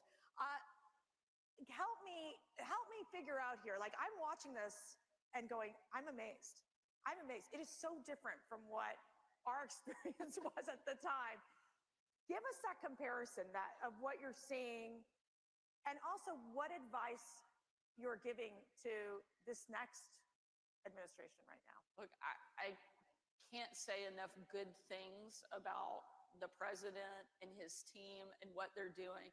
You know, we used to joke that you aged in dog years during the first administration because it was like 7 at a time. And so we haven't aged, not a bit. Well, we didn't, but it was the most intense, most, I think, polarizing, difficult time that we've seen probably in political history in a very long time during Trump's first administration. Nobody expected him to win. And when he did, they weren't happy that he was here. Then they saw what life was like under a Trump administration, and they had a chance to see what life was like without Trump in the White House, and they didn't like it very much. And so now that he's back, people want to see him doing exactly what he talked about on the campaign trail. They want a strong economy. They want somebody who will secure the border. They want somebody who's going to take China on. He was the first president in my lifetime that actually called China out and is holding their feet to the fire. I was the first governor in the country to kick China out of our state, off of our farmland, and impose a fine on it. We know that's popular. And it was because of Donald Trump that we were empowered to take those type of strong actions. We have a president who's going to make our allies actually respect us and our enemies fear us. It's a total opposite of what we saw over the course of the last 4 years. You know, you joke at the speed of which Trump is moving. They always have heard the moniker that we wish that government could move at the speed of business. Well, he's redefining that all over again. There's the speed of government, there's the speed of business, and now there's the speed of Trump, which is unlike anything I've ever seen. And he's doing so much so fast, they don't even know how or where to attack him this time. Yeah. And so I hope that he can keep up this pace. I've never seen anybody with the level of energy that he has. As you know well, it was not surprising that we could get a phone call from the president at midnight, 1 a.m., asking us to do a laundry list of things and then calling us back a couple of hours later at 4 or 5 in the morning and saying, "Did you get all that done?" I'm like, "No, I didn't." But he doesn't sleep. He doesn't expect anybody else to sleep either. And he's almost twice my age and he has twice my energy. But it's because he loves this country. And he did not need to run and take this job on, but America needed him to be willing to do it. And anyone else that would have gone through the level of intense criticism and the attacks, 2 assassination attempts on his life, would have given up. But this is a president who I think that only emboldens him more. The more they come after him, the stronger and tougher he gets, and the more he comes back ready to deliver for the American people. And I love getting to see him with this mandate and with this level of excitement for his presidency, because he deserved it the first time and he didn't get it. And now he's getting it and he's winning, and because he is, America's winning. So I love always getting the insider information. So there would be times, this is so funny, we'd literally our first meeting was like 7 o'clock in the morning. I can't even remember. It was so early in the morning. We're half asleep, and before you know it, they'll be like, President Trump had tweeted something out at 2 or 3 o'clock in the morning. So we would all look at Sarah and we'd be like, "Okay, Sarah, this is what he said. What are our talking points?" I mean, that's how it was. I mean, it was so really learning on the job too. So now that you've transitioned from being, the president's spokesperson, the press secretary at the White House, into being the governor of a state, How does that feel? I mean, how is it so different?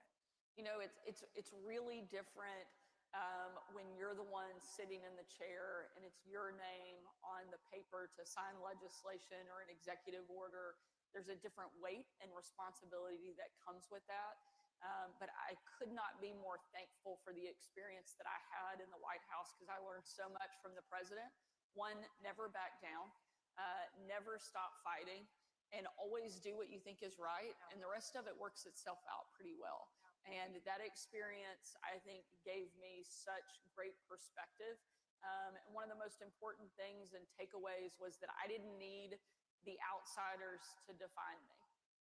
In those moments, the most difficult days that we had in the White House, of which there were many, we didn't need the outside world to define us. We had a creator who had already done that, who had given my life meaning and purpose. And my job is to believe that and try to live up to the path that he laid for me. And if I do that, the rest of it, whether it's in the White House, my house, or the governor's mansion, gets really simple after that. And so proud of what we've been able to do and glad that I got to do it alongside some of the most amazing people on the planet. You're going to make me cry. Sarah would get up every time we'd go into her office. She would have her scripture open every day. Every day. It's what guided you. Every day. Otherwise, I'm not sure we would have survived. I would agree. And I'd come in with my holy water, you know, the Protestant, the Catholic, we're all in it together, okay? So I just want to get this question in real quick because, you know, Doge has been a phenomenon. It's been a phenomenon in the federal government, but you have like pre-Doge. We started something we called Arkansas Forward. It was a project to go in, look at government efficiency, waste, fraud, and abuse. Just within the first 6 months, we've already identified at least $300 million in savings, which is big for Arkansas. Our budget's $6 billion. And so for us to identify that level of savings already that we're implementing, and some of it was as basic as getting rid of old phone and fax lines that haven't been in use in years. We will now save the state of Arkansas $1 million a year, just eliminating things like that. If we can do that on an Arkansas small state level, I can't imagine what they're going to continue to be able to uncover through Doge and the amount of savings and waste, fraud, and abuse they're going to be able to get rid of. It's an exciting thing to see. So, Sarah, what inspires you every day? My family. I have, my daughter's here, so I'll cry when I talk about my kids. I have the three most amazing kids, Scarlett, Huck, George. They're 12, 11, and 9. My husband is incredible. He has the patience of Job because he is married to me.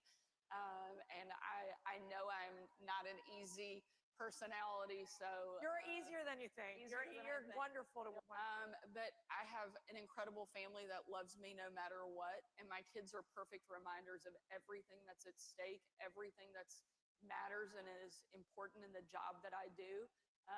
And I don't mean the job as governor. While that is a big role and one I love and I'm proud and honored to have, there's no more important and bigger task that I have than being a mom. And so I take that really serious and trying to do the best I can to deliver for my kids.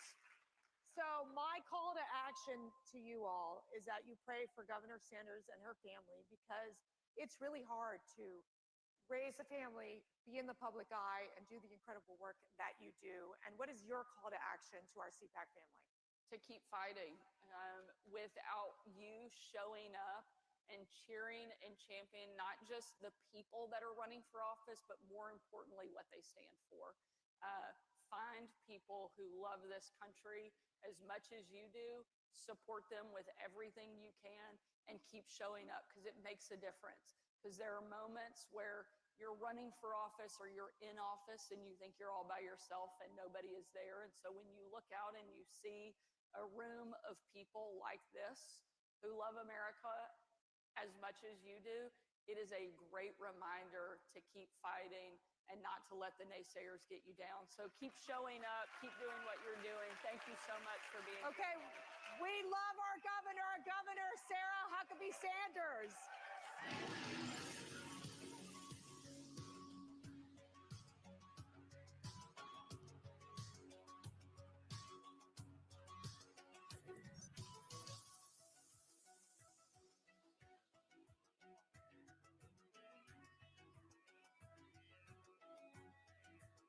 Tucked away in the Blue Ridge Mountains of Lynchburg, Virginia, you'll find us, Liberty University. Here, we pursue excellence in all of our academic endeavors, from anywhere. We fight for victory in our athletic programs and fan the flames with a mighty roar. We equip students with a Christ-centered perspective that changes lives. We are creators, problem solvers, and world changers. But above all of this, we are champions for Christ. America is under attack. Our families are being crushed under the politics of a radical agenda. But moms have had enough.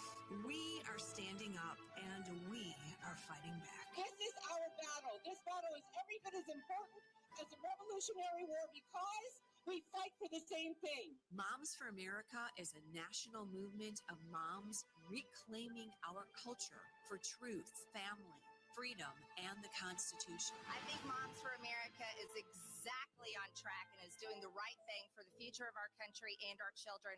Like Moms for America is going at the heart of the issue. I want to go on the record and say I'm for moms, I'm for America, and I'm especially for Moms for America. But I am honored to join Moms for America today as we speak out against the horrific mandates. With a national network of over 500,000 mothers, Moms for America is one of the fastest growing movements of women in the country. Well, the most dangerous place in all of nature is between a mama bear and her baby cub. We are the change. No matter what, no matter where, and no matter how difficult the obstacles are that are facing us and our families, we will not give up and we will not give in. So if not now, then when? If not you, then who? Welcome to the Momland Revolution.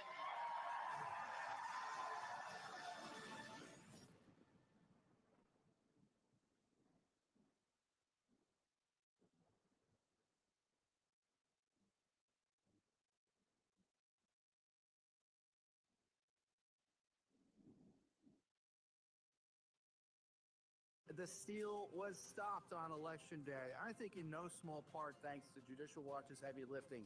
In just the last year and a half or two, we've cleaned up 4 million dirty names from the rolls. We also got that huge Fifth Circuit ruling that found counting ballots received after Election Day is unlawful. You can be sure that all helped ensure cleaner elections on Election Day, but there's more work to be done, so be sure to support Judicial Watch's election integrity work. Every institution today is under attack. The home, the church, the government. And many people are asking, what is the truth? Jesus Christ claimed to be ultimate truth. Are you willing to face the truth? Do you think the MK Ultra project ever actually ended? The Central Intelligence Agency is actively involved in mind manipulation. We all answer to one God and one Savior, and He's there to change your life for the better.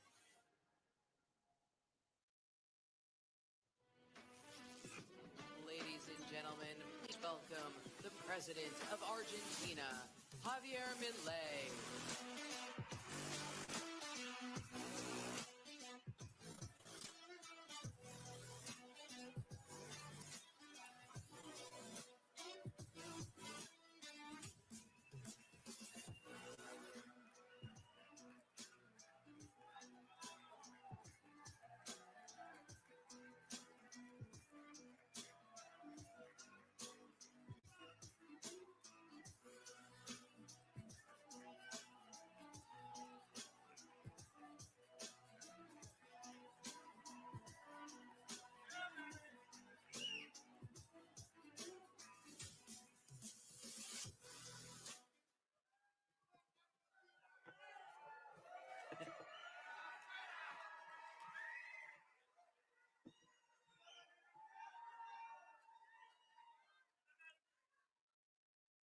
Hola a todos. Es una gran alegría para mí estar nuevamente en los Estados Unidos y es un honor poder hablar ante todos ustedes hoy. Muchas gracias a los presentes y especialmente gracias a CPAC, que siempre ha tenido una consideración especial conmigo. Gracias, Matt. Gracias, Mercy.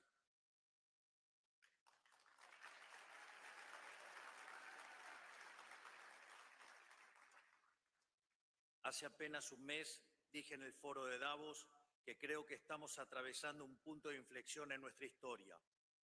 La historia transcurre en fases o etapas, momentos en donde el espíritu y la idea se materializa en una persona o en un grupo de personas, a veces cercana, a veces con kilómetros de distancia entre ellos, pero con un hilo conductor invisible que, si se pudiera observar, presumo sería muy similar a las imágenes que observamos en las redes neuronales del cerebro humano. Hoy estamos precisamente en uno de esos momentos en los que la historia, con H mayúscula, está cambiando su curso. Estamos viendo en tiempo real el destino del mundo bifurcarse hacia un nuevo camino, distinto del lugar al que nos estaban llevando las élites y el establishment político de nuestros países. De la misma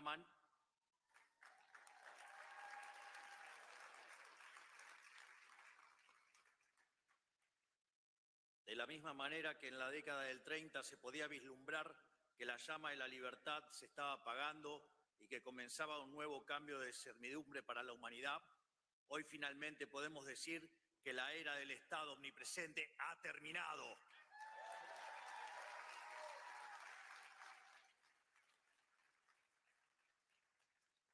Hoy somos testigos de un momento en el que la larga marcha del Estado sobre el individuo está llegando a su fin. Me refiero, por supuesto, al colapso del modelo colectivista y el amanecer de una nueva era de libertad.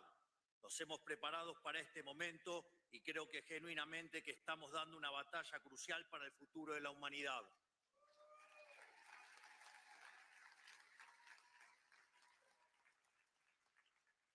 Pero como siempre digo, solo se puede obrar de forma eficaz si el diagnóstico desde el que uno parte es el correcto. Hay que entender dónde estamos parados y a qué nos enfrentamos para poder saber cómo llegar a donde queremos.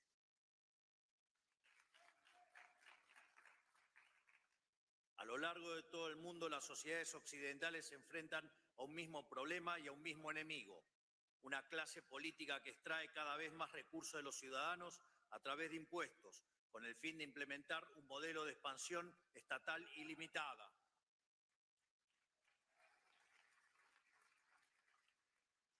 Una clase política con complejo de Dios, que pretende regular cada aspecto de la vida de la gente, haciendo honor a una de las máximas del fascismo de Benito Mussolini: dentro del Estado todo, fuera del Estado nada y nada contra el Estado. Hemos llamado a esta clase política el Partido del Estado, una casta extendida cuyos miembros, más allá de diferencias superficiales, comparten la idea fundamental del avance del Estado sobre la sociedad. Son todos aquellos que, por interés económico o convicción ideológica, o incluso cierto idealismo ingenuo, trabajan para los intereses del Estado. Los medios de comunicación tradicionales o ligas y media, la oligarquía sindical, los empresarios prebendarios, los burócratas permanentes, no electos y en consecuencia intrínsecamente irresponsables, las organizaciones mal llamadas no gubernamentales que hacen el trabajo sucio de los políticos, las instituciones académicas que proveen el marco teórico para la expansión estatal, los organismos supranacionales y todos los que de alguna manera pertenecen a la gran secta del colectivismo mundial.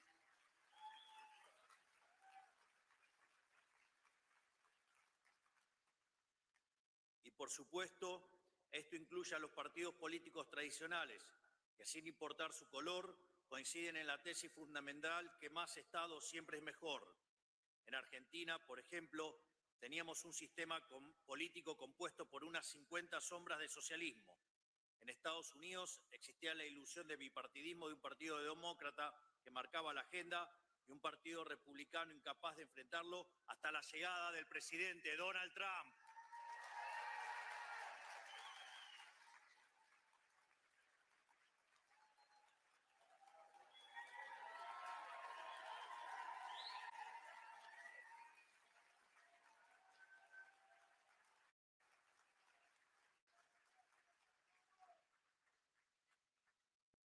¡Viva!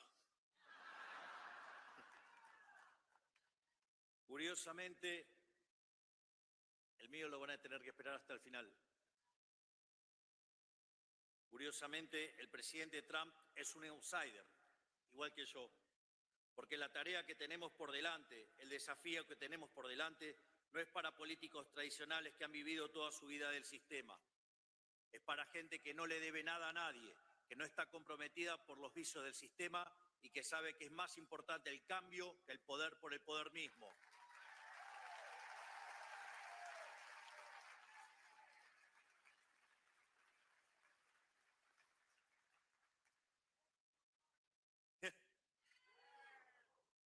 En el establishment político de nuestras dos naciones existía una mentalidad más o menos explícita de que el avance del Estado equivalía a avance de la democracia, que cada conquista del Estado implicaba un acto de justicia social ante las supuestas injusticias de la libertad, que el rol del Estado era llevarnos a una utopía igualatoria mediante la creación sistemática de supuestos nuevos derechos que obviamente debían ser financiados por los pagadores de impuestos. Es justamente en el centro de este esquema que se encuentran los políticos, los principales beneficiarios de este modelo de expansión ilimitada del Estado, esos que hacen de vivir de otros por la fuerza un estilo de vida, depositarios de poderes y privilegios que serán la envidia de cualquier monarca de la historia. No importan las peleas televisivas ni las supuestas diferencias partidarias, todos trabajan para el mismo Dios, el siniestro, y su manifestación en la tierra, el leviatán del que hablaba Hobbes.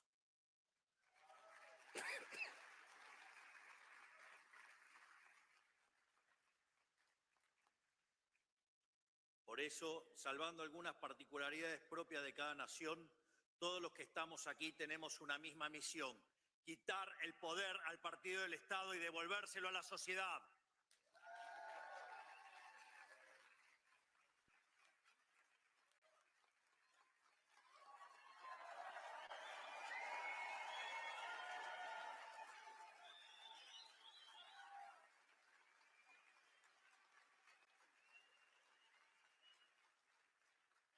Es decir, como decía Albert Nock, que describió en su libro En nuestro enemigo el Estado, que el poder social fue progresivamente arrebatado y trasladado al Estado por la fuerza. Nuestro objetivo es hacer el camino inverso, aumentar el poder del ciudadano y quitarle el poder al Estado.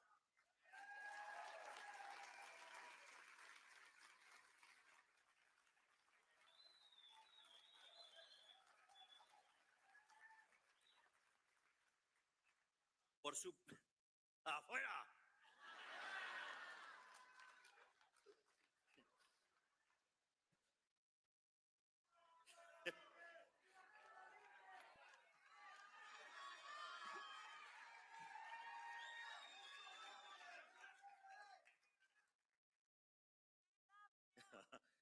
Me too.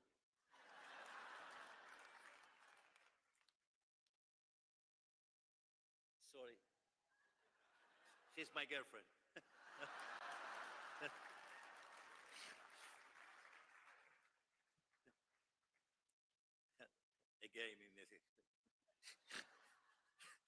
Por supuesto, no puede hacerse gestionando mejor el Estado tal cual existe o simplemente administrando correctamente los recursos de que dispone, sino que el único camino racional es achicar el Estado hasta su mínima expresión posible.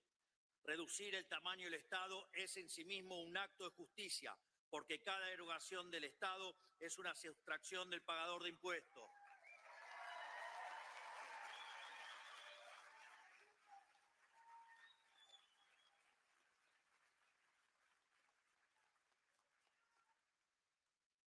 Desde nuestro punto de vista, el único Estado aceptable es el Estado más chico posible para devolverle al ciudadano lo que es suyo.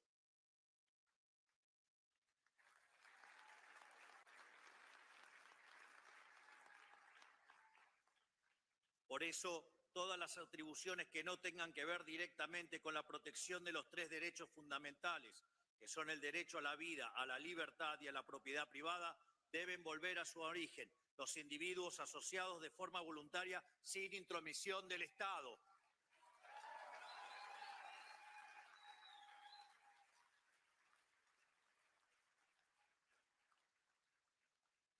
Esto debe ser así porque, a diferencia de la economía, el poder es un juego de suma cero. Todo el poder que tenga el Estado necesariamente no puede obtenerlo al mismo tiempo la sociedad.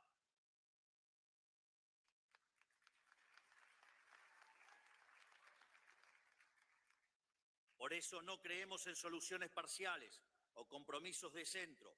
Sabemos que hacer las cosas a medias es una invitación al regreso del Estado, que como un cáncer metastásico solo sabe expandirse y debe ser obligado activamente a retroceder. No sirve intentar alcanzar un justo medio. Todo lo que exceda su función esencial debe ser definitivamente quitado de su órbita o más temprano que tarde volverá a usurpar lo que no le pertenece.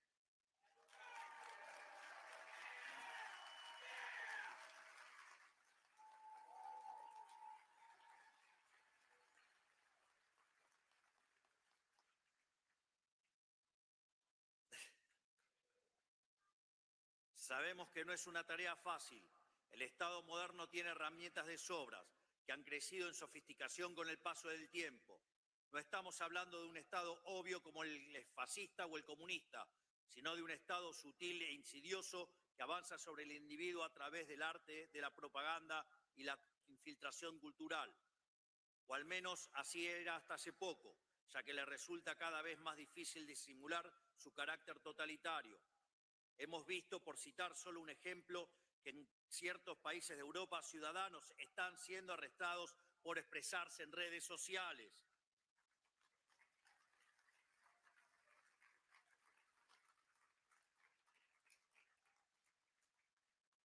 Pero en términos más generales, hablo de la financiación de la academia, incentivando la elaboración de estudios que justifiquen la implementación de políticas públicas intervencionistas y de la compra encubierta de medios de comunicación mediante la pauta pública.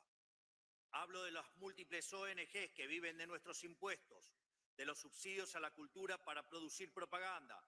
Y aquí en Estados Unidos, por supuesto, el escándalo de USAID, que destinaba millones de dólares de los pagadores de impuestos a financiar desde revistas y canales de televisión a fraudes electorales como en Brasil o gobiernos con aspiraciones discriminatorias como el de Sudáfrica.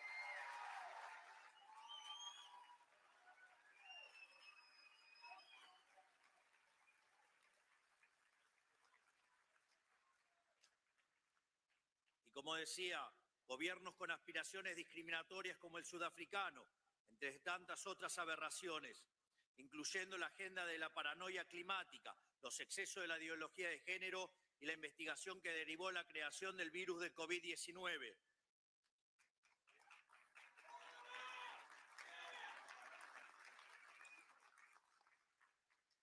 Sin embargo, lo único que realmente logra este mecanismo de bajada de línea globalista es transferir riqueza de la clase baja de un país rico a la clase alta de un país pobre. En pocas palabras, hablo de una red global de influencia y formación de opinión pagada con los impuestos de los ciudadanos, un aparato de propaganda sin precedentes en la historia humana, quizás el escándalo político más grande que hayamos visto. Y luego esos mismos hipócritas acusan a Elon Musk de interferir en las elecciones de otros países. Claramente, su descaro es tan grande como sus aspiraciones totalitarias.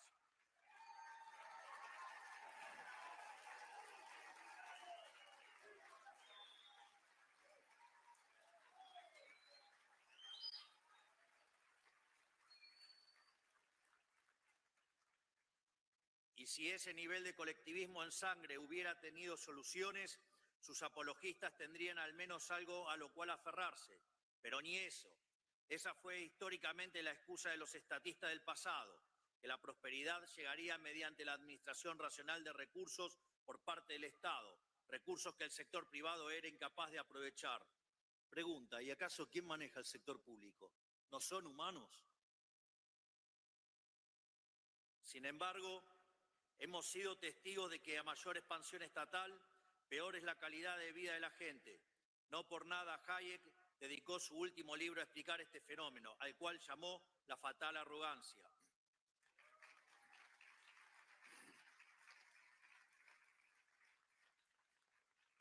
Pero esto no es accidental. Más allá de su evidente incompetencia, la clase política no se dedica a solucionar problemas.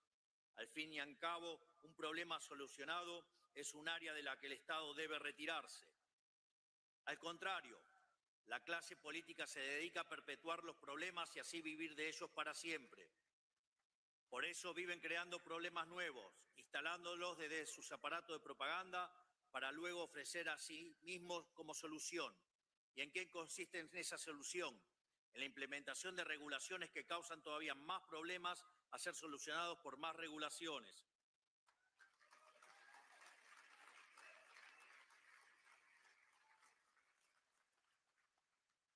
En medicina se usa el término iatrogenia para referirse al daño que sufre un paciente como consecuencia de la atención médica. Podría decirse entonces que el régimen estatista consiste en la iatrogenia como política de Estado. O sea, es el médico que se enriquece a base del deterioro progresivo e intencional de sus pacientes. Con el modelo del Estado presente, el Estado te quiebra las piernas para después venderte las muletas como un sobreprecio y obligarte a agradecerle, y te persigue si no lo haces.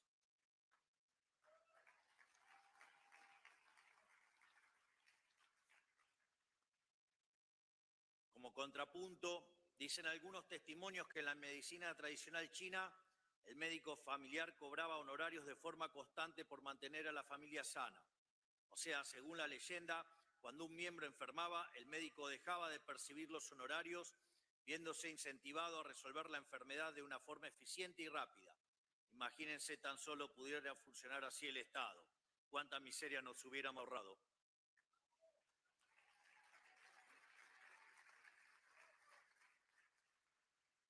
Hoy, a quienes queremos desmantelar este sistema demencial nos llaman antidemocráticos. Pero nuevamente, esta es una tergiversación de las palabras, algo muy propio de la izquierda, para variar. Ellos no le llaman democracia al gobierno del pueblo, sino al paradigma de expansión total estatal ilimitada que ellos mismos administran. Para ellos, la democracia existe si y únicamente si ganan los que ellos quieren, para poder someter a la gente a sus caprichos. Pero cuando la minoría electoral son ellos, la elección de la mayoría pasa a ser autoritarismo. De hecho, muchos de los que nos acusan de antidemocráticos ni siquiera fueron electos. Toman decisiones que afectan a miles de millones de personas alrededor del mundo y sin embargo nadie los conoce. No son responsables ante nadie más que sí mismos y no pueden ser echados por el voto popular. Y así y todo vienen a hablarnos de democracia.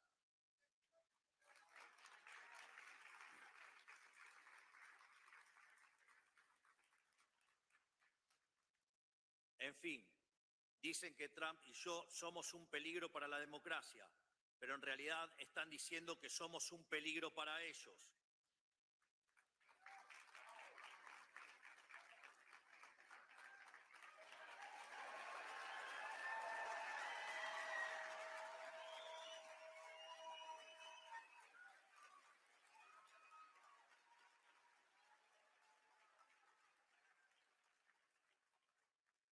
Somos un peligro para el partido del Estado, para quienes viven su expansión ilimitada, para quienes quieren un individuo dependiente y sometido a sus caprichos regulatorios.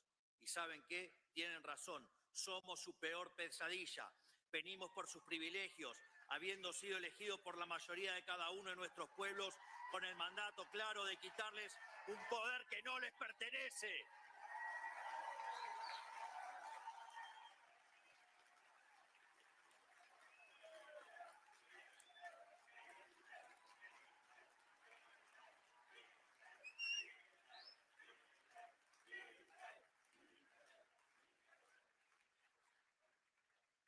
Hoy nuestros países, Argentina y Estados Unidos, necesitan pasar por una segunda independencia. La primera nos liberó del poder de las monarquías europeas. La segunda nos liberará de la tiranía del partido del Estado.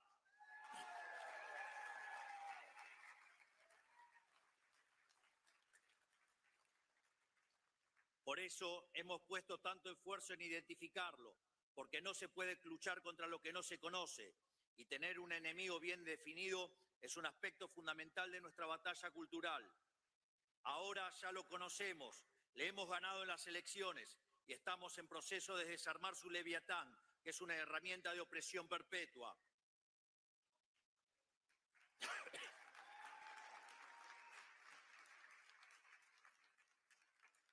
No tenemos ninguna fórmula secreta, solo conocer la historia humana y saber qué es lo que ha funcionado y qué no.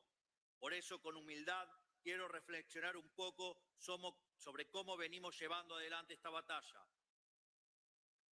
Nosotros trabajamos con firmeza y de frente, sin dar lugar a compromisos. Defendemos un conjunto de valores que no estamos dispuestos a negociar, así como ellos no han estado dispuestos a negociar a la hora de quitarnos nuestra libertad. Lo que ellos impusieron sin nuestro consentimiento está siendo eliminado sin el consentimiento de ellos.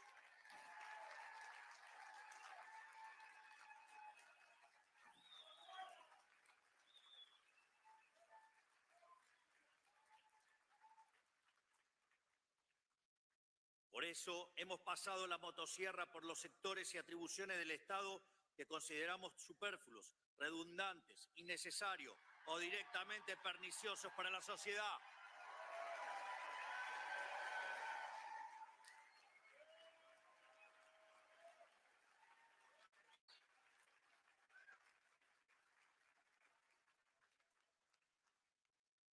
Y más aún, este año emprenderemos la fase 2 de este proceso, que hemos bautizado como la motosierra profunda, para continuar achicando el Estado, devolviéndole a la gente la riqueza que jamás debió habérsele sido arrebatada.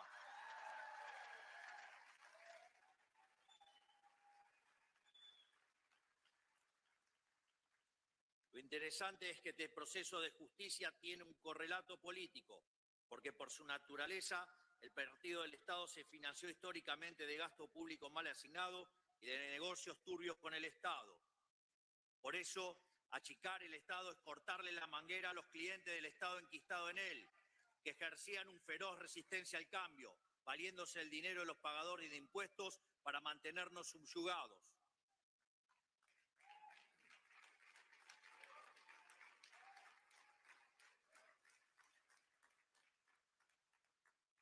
Nuestro método es similar al de nuestro querido amigo Elon Musk: revisar oficina por oficina, conservar lo que sirve y funciona y descartar el resto. Por eso le obsequié una motosierra.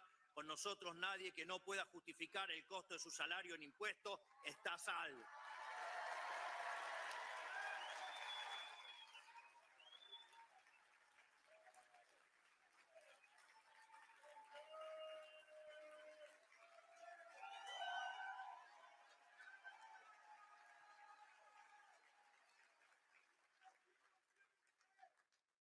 Muchos de ellos tendrán que volver al sector privado y ganarse la vida ofreciendo sus bienes y servicios en el mercado, tal como los pagadores de impuestos de los que han vivido tantos años. Mi más sentido pésame a los políticos que creyeron que este momento nunca llegaría y no están preparados, porque se van a llevar un baldazo de agua fría.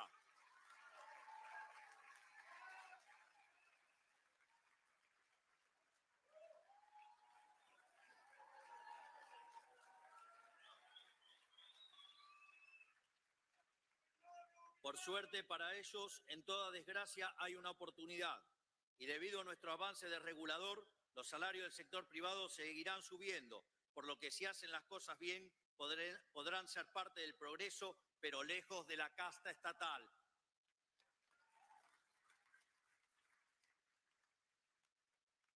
Como ya he dicho, esto no es una tarea sencilla. Aquí en Estados Unidos, burócratas rebeldes han intentado sabotear el trabajo del Departamento de Eficiencia Gubernamental y están recurriendo a mecanismos burocráticos y legales para intentar bloquear cualquier reforma, lo cual también sucede en nuestro país y es algo con lo que debemos luchar día a día.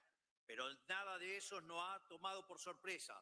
Somos conscientes de que van a hacer lo posible por detener este cambio, sin importar el daño resultante. Si tienen que destruir el mundo para conservar sus privilegios, lo van a hacer. Y nosotros vamos a seguir luchando.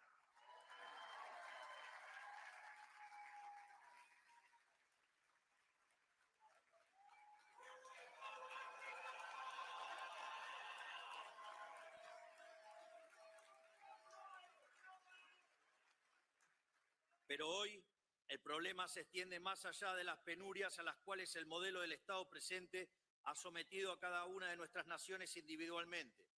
Porque la decadencia de nuestros gobiernos durante la historia reciente a lo largo y a lo ancho de Occidente no solo empobreció material y espiritualmente a nuestros propios ciudadanos, también nos debilitó política, económica, cultural y socialmente ante el enemigo externo.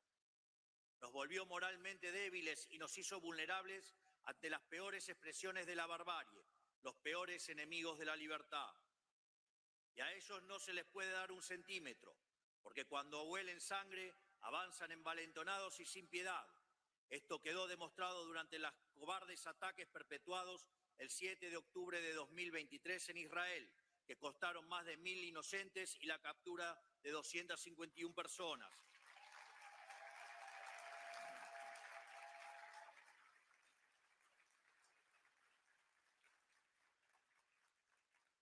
Esta semana Israel recibió los cuerpos sin vida de la familia Vivas, que permanecían secuestrados por el régimen terrorista y asesino de Hamas, entre los cuales se encuentra una madre y sus 2 hijos, un niño de 4 años y un bebé de tan solo 9 meses.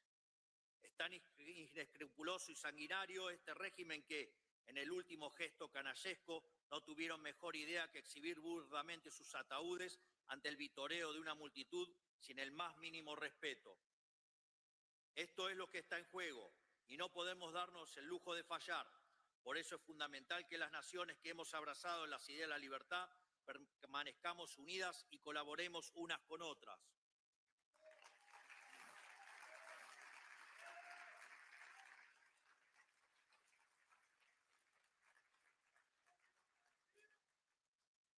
Debemos formar una alianza de naciones libres, porque como ya he dicho en otra ocasión, el mal organizado solo puede ser vencido por el bien organizado. Solo mediante esta internacional de derecha podremos ponerle un fin a la casta política a la que nos enfrentamos, que está hundiendo a Occidente en la más oscura profundidad, y recuperar el ímpetu para proteger a las fuerzas despóticas que nos quieren subjugados.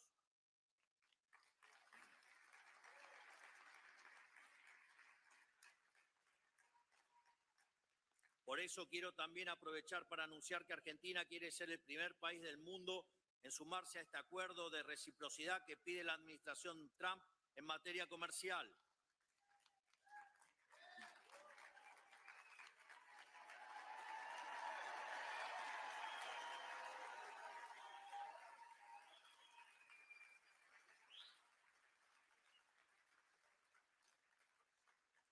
De hecho, si no estuviéramos restringidos por el Mercosur, Argentina ya estaría trabajando en un acuerdo de libre comercio con los Estados Unidos que sea mutuamente beneficioso y que no cargue injustamente sobre las espaldas de los productores argentinos, pero tampoco sobre los de los americanos.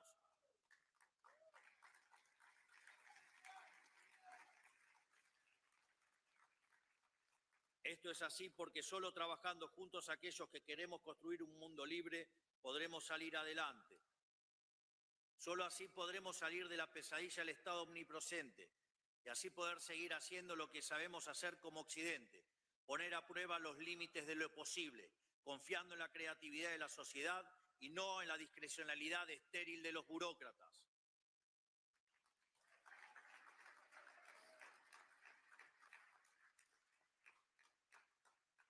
Solo así podremos retornar nuestro camino de grandeza como civilización, haciendo honor a nuestros antepasados que dieron la vida por ver un mundo libre y una humanidad próspera.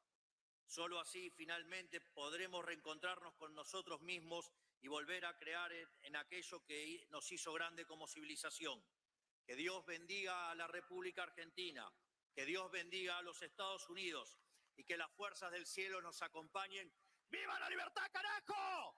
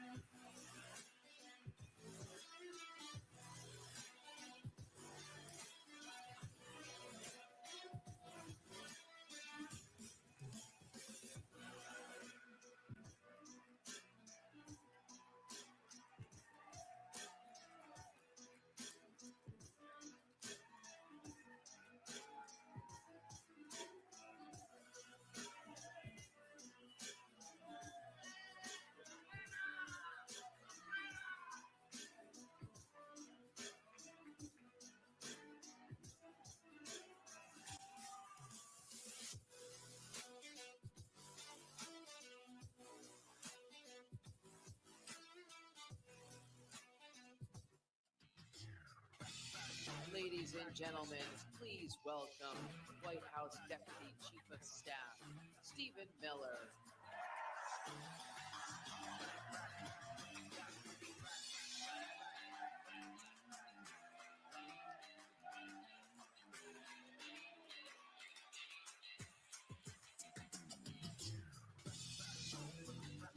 Hello, CPAC.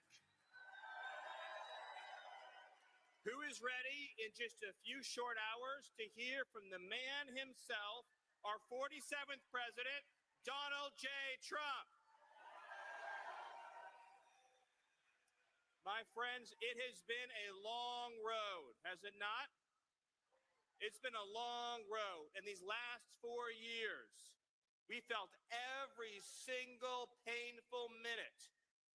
But nothing, my friends, is sweeter or more extraordinary than victory.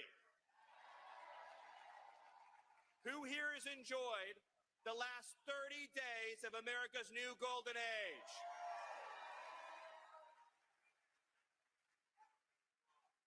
And who here has been filled with pride and excitement in watching President Trump install the most extraordinary cabinet and team any of us has ever seen? Our new Secretary of Defense, Pete Hegseth. Our new Secretary of Health and Human Services, Robert F. Kennedy Jr. Secretary of Homeland Security, Kristi Noem. Secretary of State, Marco Rubio. And of course, we have the Department of Government Efficiency, Elon Musk. White House Chief of Staff, Susie Wiles. And perhaps the most exciting of all is the fact that every single day, the entire White House staff, the entire administration, the entire cabinet, on behalf of President Trump and his extraordinary leadership, is getting the lies out of our schools, the men out of women's sports, the poison out of our foods, the woke out of our military, the predators off our streets, and the illegal aliens the hell out of our country. It's happening. It is happening. Every day under President Trump, he is saying hell no to DEI. He is saying hell no to CRT. He is saying hell no to the indoctrination of our children, and is saying hell yes to the idea that America belongs to Americans.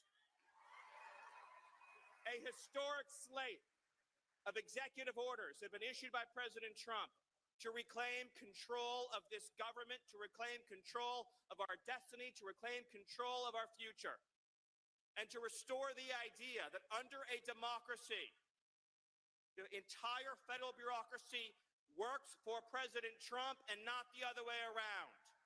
He is the elected head of our government. And to all the people in the media, all the people on the radical left, all the people in the Democratic Party screaming about democracy, Donald Trump is the one who is saving democracy. Donald Trump is the one who is saving our Constitution. Donald Trump is the one who is saving America. And any federal bureaucrat who defies the lawful orders of this president will be fired. President Trump will ensure that whether you work at the FBI, whether you work at the CIA, whether you work at the Department of Homeland Security, the Department of Justice, the Department of Health and Human Services, career civil servants, also known as bureaucrats, work for the American people, and they work for the president the American people elected. They do not set their own agenda. They do not write their own rules. They do not work for themselves. They work for each and every one of you. You pay their salaries. You pay for the buildings they work in. You pay for every single thing they do. And if they are not following the laws, the Constitution, and the President of the United States, then they will find a new career.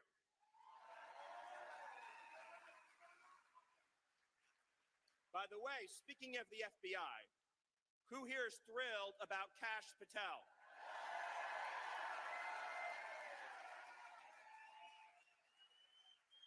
Let us not forget Let us not forget what President Trump endured in order to get to this point, to climb to the top of that Everest summit. Let us not forget what this whole movement has endured to reach this glorious day. 8 long years of weaponized government, the Russia hoax, the Ukraine hoax, one lie after another, one fraudulent impeachment after another, one hoax, one smear. Government weaponized at every level against democracy. Government weaponized at every level against the people. Democrat prosecutors, Democrat attorneys general, Democrat careers using their power to try to sabotage the democracy of this country, to try to keep President Trump off the ballot, to try to throw President Trump in jail, to try to arrest his aides and his supporters. An authoritarian movement in this country that has at every step tried to stop the workings of our democracy. And President Trump, on a field in Pennsylvania, nearly lost his life. And a few weeks later, another assassination plot. And let me ask you this question. When the lawsuits came against President Trump, when the lawfare came against President Trump, when the weaponized law enforcement and intelligence community came against President Trump, and when the bullets came against President Trump, did he falter? Did he back down? Did he yield? Did he surrender? Did he waver? Or did he stand up tall and strong and raise his fist into the air and say 3 immortal words, fight, fight, fight? Every day, that is what he is doing for you. He is fighting for your families. He is fighting for your children. He is fighting for your future. He is fighting for the fundamental idea that this country belongs not to the bureaucrats, not to the radical left communists, not to our foreign enemies, not to the criminal cartels, not to the criminal aliens. This country belongs to the law-abiding, patriotic, God-fearing American citizens. It belongs to the people in this room, and it belongs to the patriots watching at home today.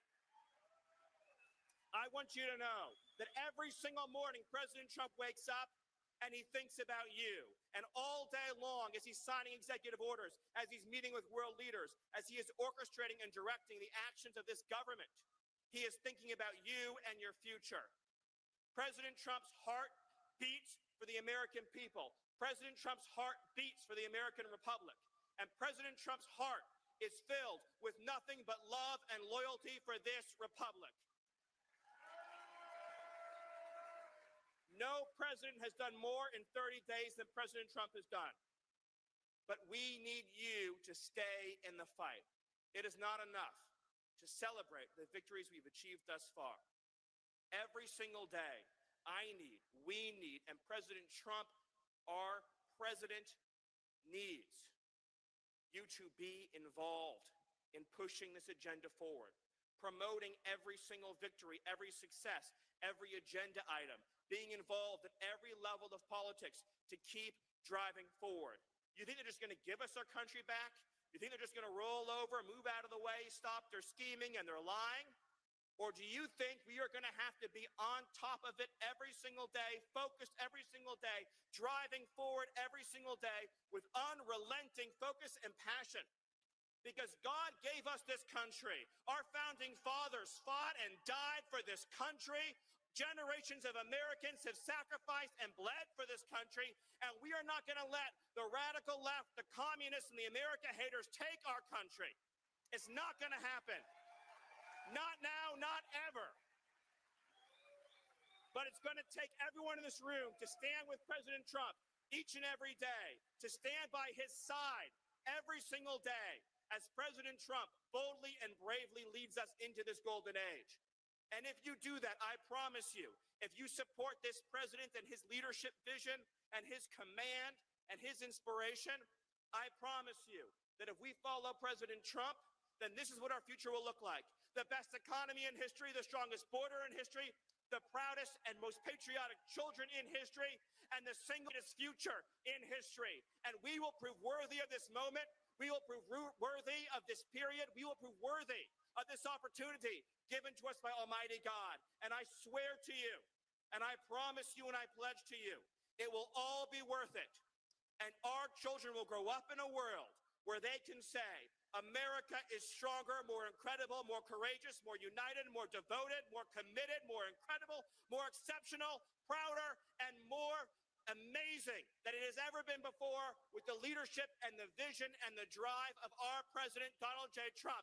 So I ask you all to send a message right now to all the bureaucrats, to all the radical left commies, to the criminal aliens, the foreign gangs, the transnational terrorists, to everyone who threatens the future of this country. Do you stand with President Trump? Do you support President Trump? Do you believe in President Trump? And do you believe in the future of America? Thank you. God bless you, and God bless the United States. I love you.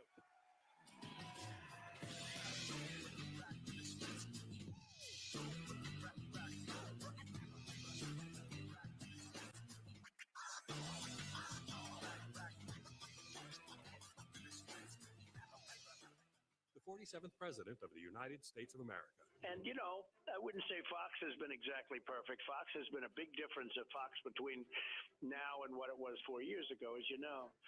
But we have others that come along, and they're doing well, and Newsmax has been really good, and, you know, others are coming along. And people are seeing that they're watching these conservative networks. President Trump is right. That's why millions of Americans are tuning into news for the real news they can trust.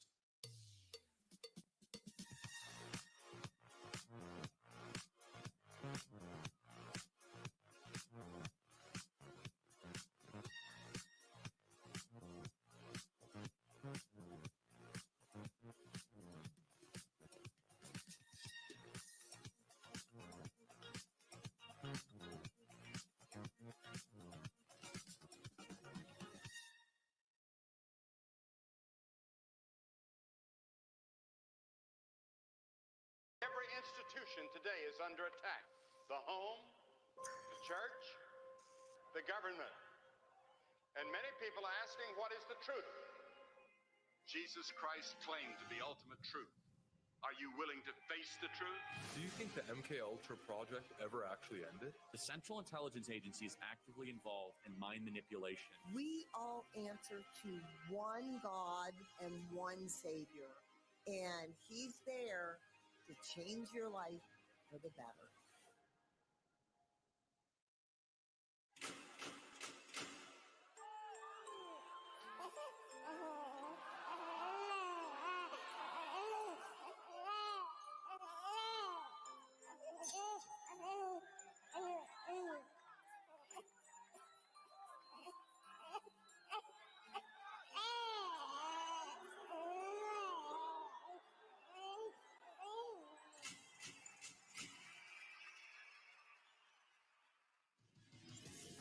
Ladies and gentlemen, it's time for the great one and his boss.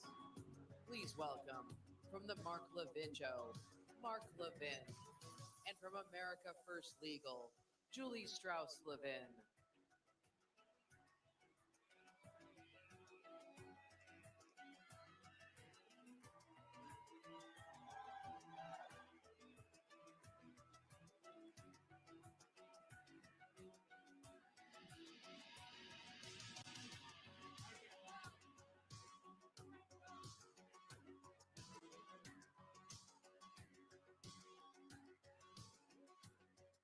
Good morning, CPAC. How's everybody today? You're looking beautiful. And I tell you what, honey, I've been here several days. The energy and the excitement in this room is unbelievable. It's hard to believe that a year has gone. Thank God we lived with 4 years of a president who tried to shove down our throats Marxism and the moral decay of the fabric of our country. And here we are. Fast forward. We got President Donald J. Trump. We have 2 genders. We have DEI gone. We have equality over equity. Border crossings down 93%. and we have a world stage where America is now respected and feared. So, what do you think? Give me your 2 seconds on this. Pretty good. Next question. How is everybody? Come on, let's go. It's exciting times, is it not? Well, I was thinking about something about this cabinet that we have now, and thought to myself, we really have a cabinet that looks like America here. First of all, we have a president that knows how many grandchildren he has, and he loves every one of them. That helps. But let's look at this cabinet. We have the first, I'm sounding like a liberal. We have the first person of color as the FBI director. Have you heard them say that? No. First Cuban American as Secretary of State. The first gay Secretary of the Treasury. The first straight Secretary of Transportation in 4 years.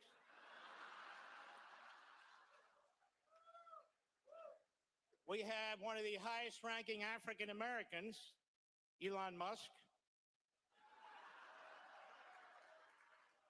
We have the first hillbilly vice president, J.D. Vance.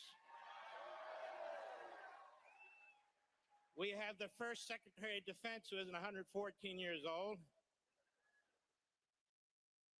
We have women in the cabinet who are proud to be called women and know what the hell a woman is.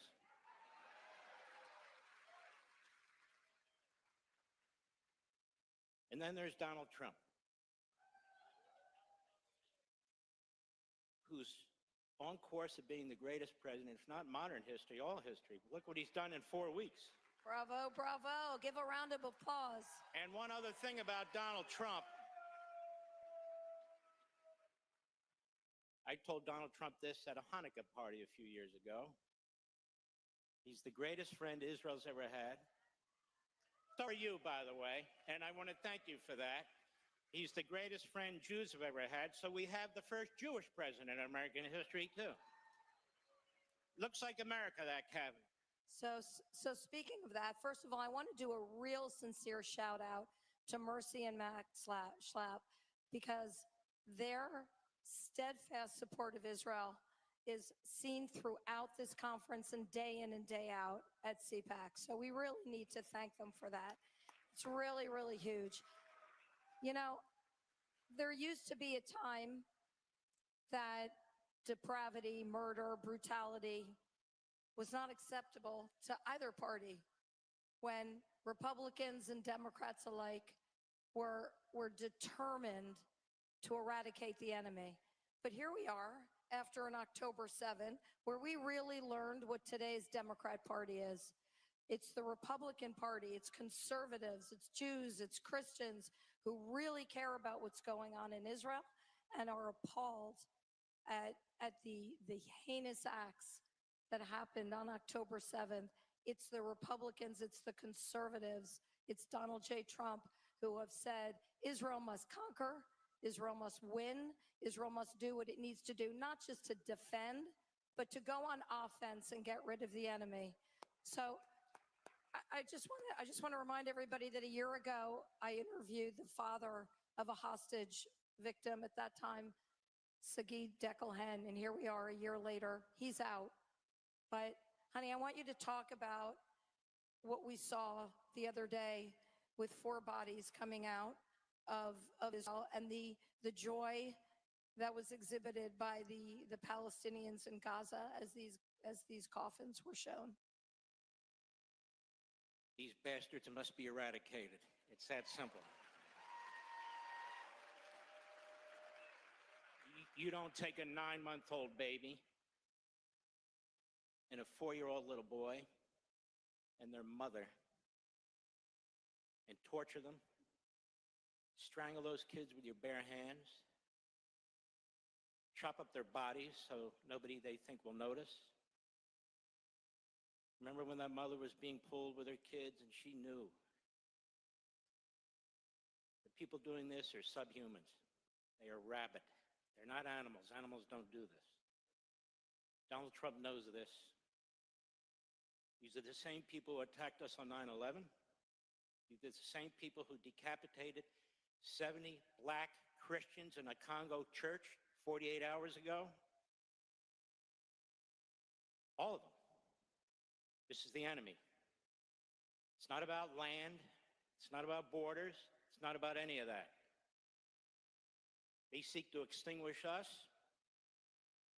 these Islamist terrorists, and we're going to have to extinguish them before they even have a shot at extinguishing us.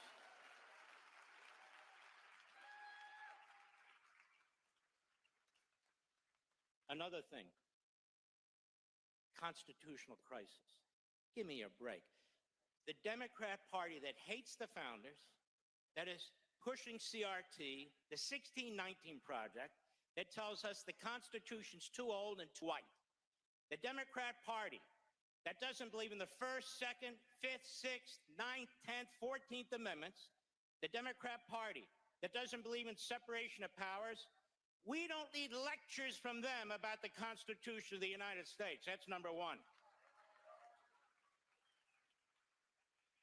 Number two, you activist judges, which are basically slip and fall, ambulance chasing lawyers and black rogues. That's what they are.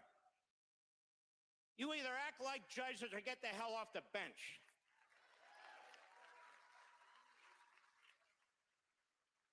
You are the people destroying the Constitution. The President of the United States has a right to make personnel decisions. He has a right to make budget decisions. He has a right to restructure the bureaucracy. You know, I happen to have here a copy of the Constitution. Not that you need it. I mean, you really do pretty much This know little it. baby sticks with me all the time. And let me tell you something. You know how many federal district judges are in this Constitution? None. They're created by Congress. That's right. So Congress has the power to make decisions over the executive branch. I thought it was separation of powers. Judges have the power to tell the CDC what to put on their website? How's that separation of powers? We have a big problem in this country. We can't decide if we're a constitutional republic, a federal republic, a representative republic, or a republic at all.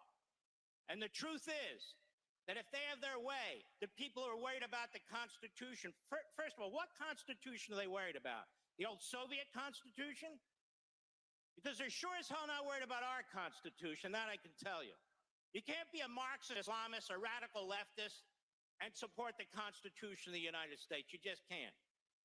What Elon Musk, with the leadership of Donald Trump, have uncovered is a government within a government. It's not just waste, fraud, and abuse.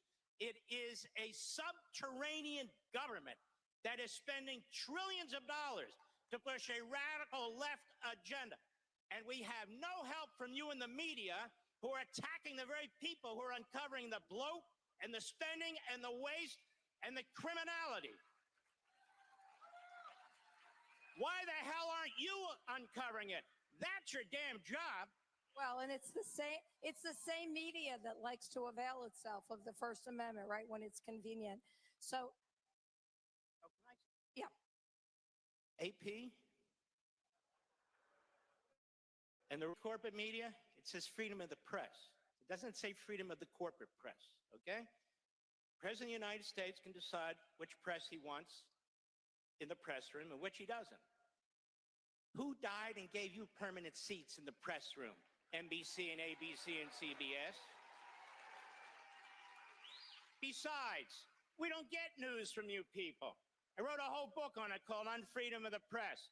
You're Democrats, you're leftists, we know exactly who you are, what you're doing. You can do whatever you want on your own time. You can pretend you're in the press. We're not going to shut you down. We want you out there. Why? We want the schmucks out front so everybody can see what they look like. Well, that's okay. And not only that, what happened on November 5th? I mean, November 5th proved that the American people are not fooled by the people back there, and they know and they're able to find the truth because Americans are smart and they know American values, they know right from wrong, and no media is going to change that. So, look, we don't have a lot of time. By the way, I know. I can't stop. No, but wait. I'm going to let you say something, but I do want to, I need you to reserve Because remember, I'm the 30 boss here. seconds. I'm the boss. 30 seconds. I need you to reserve time to talk about the misnomer that is birthright citizenship. I will deal with that. Takes about 14 seconds. But No. You know, the media are funny, aren't they? They lied about Joe Biden. They didn't care. They didn't have any press conferences. And now they're worried about a seat at the table. They're worried about a seat for what? Let me tell you something in the media. Do we agree that Abraham Lincoln was a fantastic president? Yes. He was a great president. He shut down 200 newspapers. Donald Trump hasn't shut down anything. You're going broke because we, the people, are shutting you down. We're not subscribing. We're not buying your damn newspapers. We're not watching your TV shows. We support the First Amendment. We support free speech. We support freedom of the press. You don't. How do you really feel about it, honey? No, just kidding. Okay, so now seriously, I think we need She's pretty. We need to talk about birthright citizenship because, again, this is a perfect example of what the left do. They take words like democracy and the Constitution, and then they exploit them because they don't really care about either of them. So they came up with this term, birthright citizenship, like anybody comes illegally and gives birth, that child, that baby, is an American citizen like magic. And that's not true. They cite the 14th Amendment. Do your Mark Levin thing where you give a little bit of a primer. No, because it's really important. It was so taken hostage, this paragraph in the 14th Amendment. First of all, I wore the wrong socks, honey. I'm showing a little ankle up here. I'm not showing anymore. Okay, so I wasn't going to bring an intention to All right, let me do it. I've been talking about this for 20 years. Read it yourself. Where's the phrase birthright citizenship in the Constitution? It's right next to abortion. It doesn't exist. So they have this invisible pen, you know, where they write these things in. The 14th Amendment was passed like the 13th and the 15th because of slavery and the Civil War. And the country came together and said, we must, in the Constitution, fix this. We must give equal rights to human beings who have been held as slaves and are now free. We must give them all the protections and rights of a citizen of the United States. Jurisdiction thereof meant the black slaves who are now free were in the jurisdiction of the United States, and all the rights and privileges, including equality and all the rest, would apply to them. It was written by Republican senators. The 14th Amendment was based, this aspect of it, on the 1866 Civil Rights Act, the first Civil Rights Act.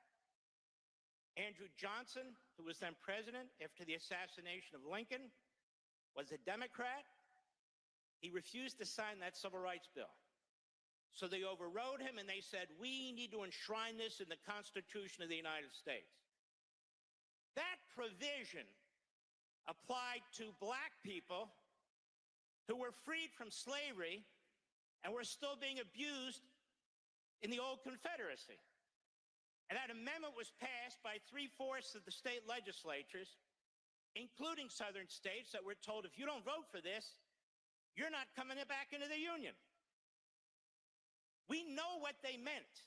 The author of the 14th Amendment specifically rejected the idea of aliens, specifically. In fact, they rejected the idea of what they called Indians because they had separate countries at the time, or at least it was viewed that way. So they were excluded, underscoring the fact that you had to be a United States citizen and understood to be. So people who write that, all of a sudden, now it's interpreted to mean if you come into the United States illegally and you have a baby, that's a citizen, that baby? There is literally no language to back it up, no legislative history to back it up, no history whatsoever to back it up, and yet I suspect the courts are going to give the birthright citizenship crowd what they want. And they'll mention some 1898 decision involving a Chinese couple. Still didn't apply to illegal aliens. So illegal aliens have no constitutional basis, but I will just warn you about this. Hollywood John Roberts. That's what I call him because he's worried about the. I don't think he, and I don't think his new best friend Barrett will do the right thing. I think they'll join the three. I can't say women because she wouldn't say women.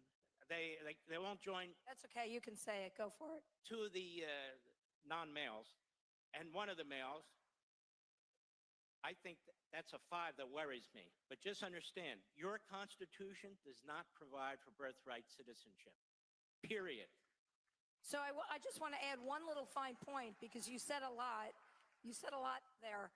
You notice how it's the Republican Party that consistently has been the champion of equality and the rights of Black people throughout history. Every major civil rights bill, starting in 1866 through the 50s with Eisenhower, the 60s, the Republicans either wrote it, sponsored it, or they had supermajorities to get them passed. Never forget, the Democrat Party is the party of slavery, segregation, eugenics, Jim Crow. Now they're the party of Marxism, Islamism, and anti-constitutionalism. That's a fact. And it was Woodrow Wilson who did what? He resegregated the military when he became president. God bless you all. Our time is up. Be well. We love you, CPAC. And thank you, President Trump.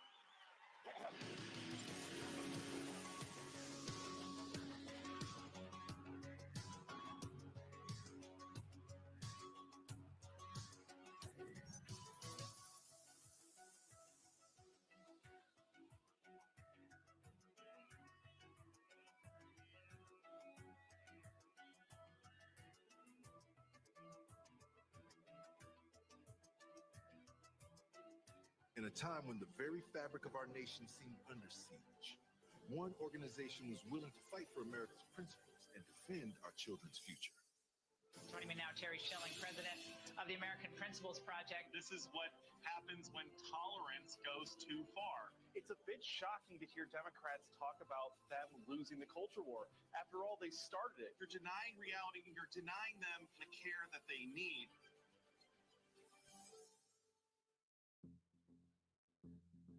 The only homicide on January 6th was the unlawful shooting death of Ashley Babbitt. This major new lawsuit that Judicial Watch filed, a $30 million wrongful death lawsuit against the United States government. She was unarmed. There were no weapons visible. She was shot in the shoulder and killed by Lieutenant Byrd. He popped out and shot her dead. Ashley was shot in cold blood, and the rule of law requires justice for her. Every institution today is under attack. The home, the church, the government. And many people are asking, what is the truth? Jesus Christ claimed to be ultimate truth. Are you willing to face the truth? Do you think the MK Ultra project ever actually ended? The Central Intelligence Agency is actively involved in mind manipulation. We all answer to one God and one Savior, and He's there to change your life for the better. All right, America is back on track 2025, but next year's CPAC 2026 is going to be even bigger.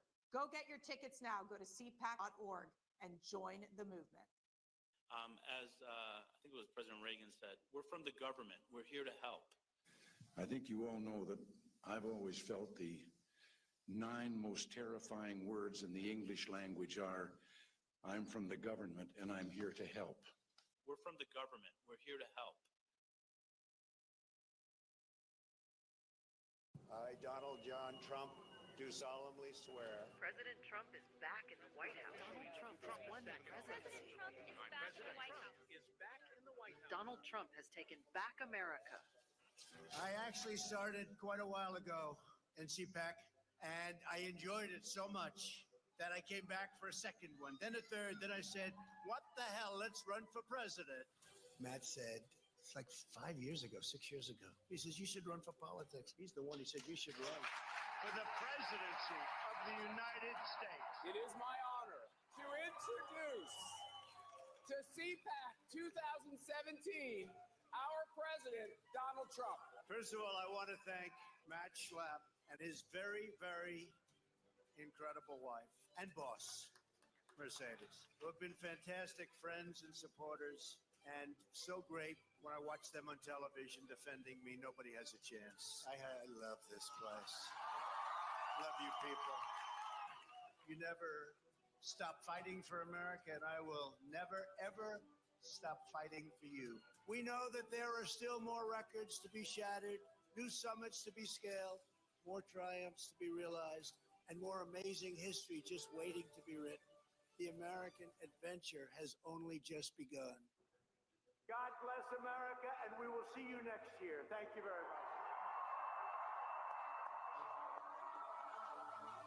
You never stop fighting for America, and I will never, ever stop fighting for you. Ladies and gentlemen, please welcome host of the PBD podcast, Patrick Bet David. All right.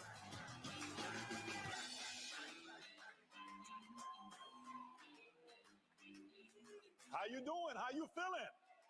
Good? Okay.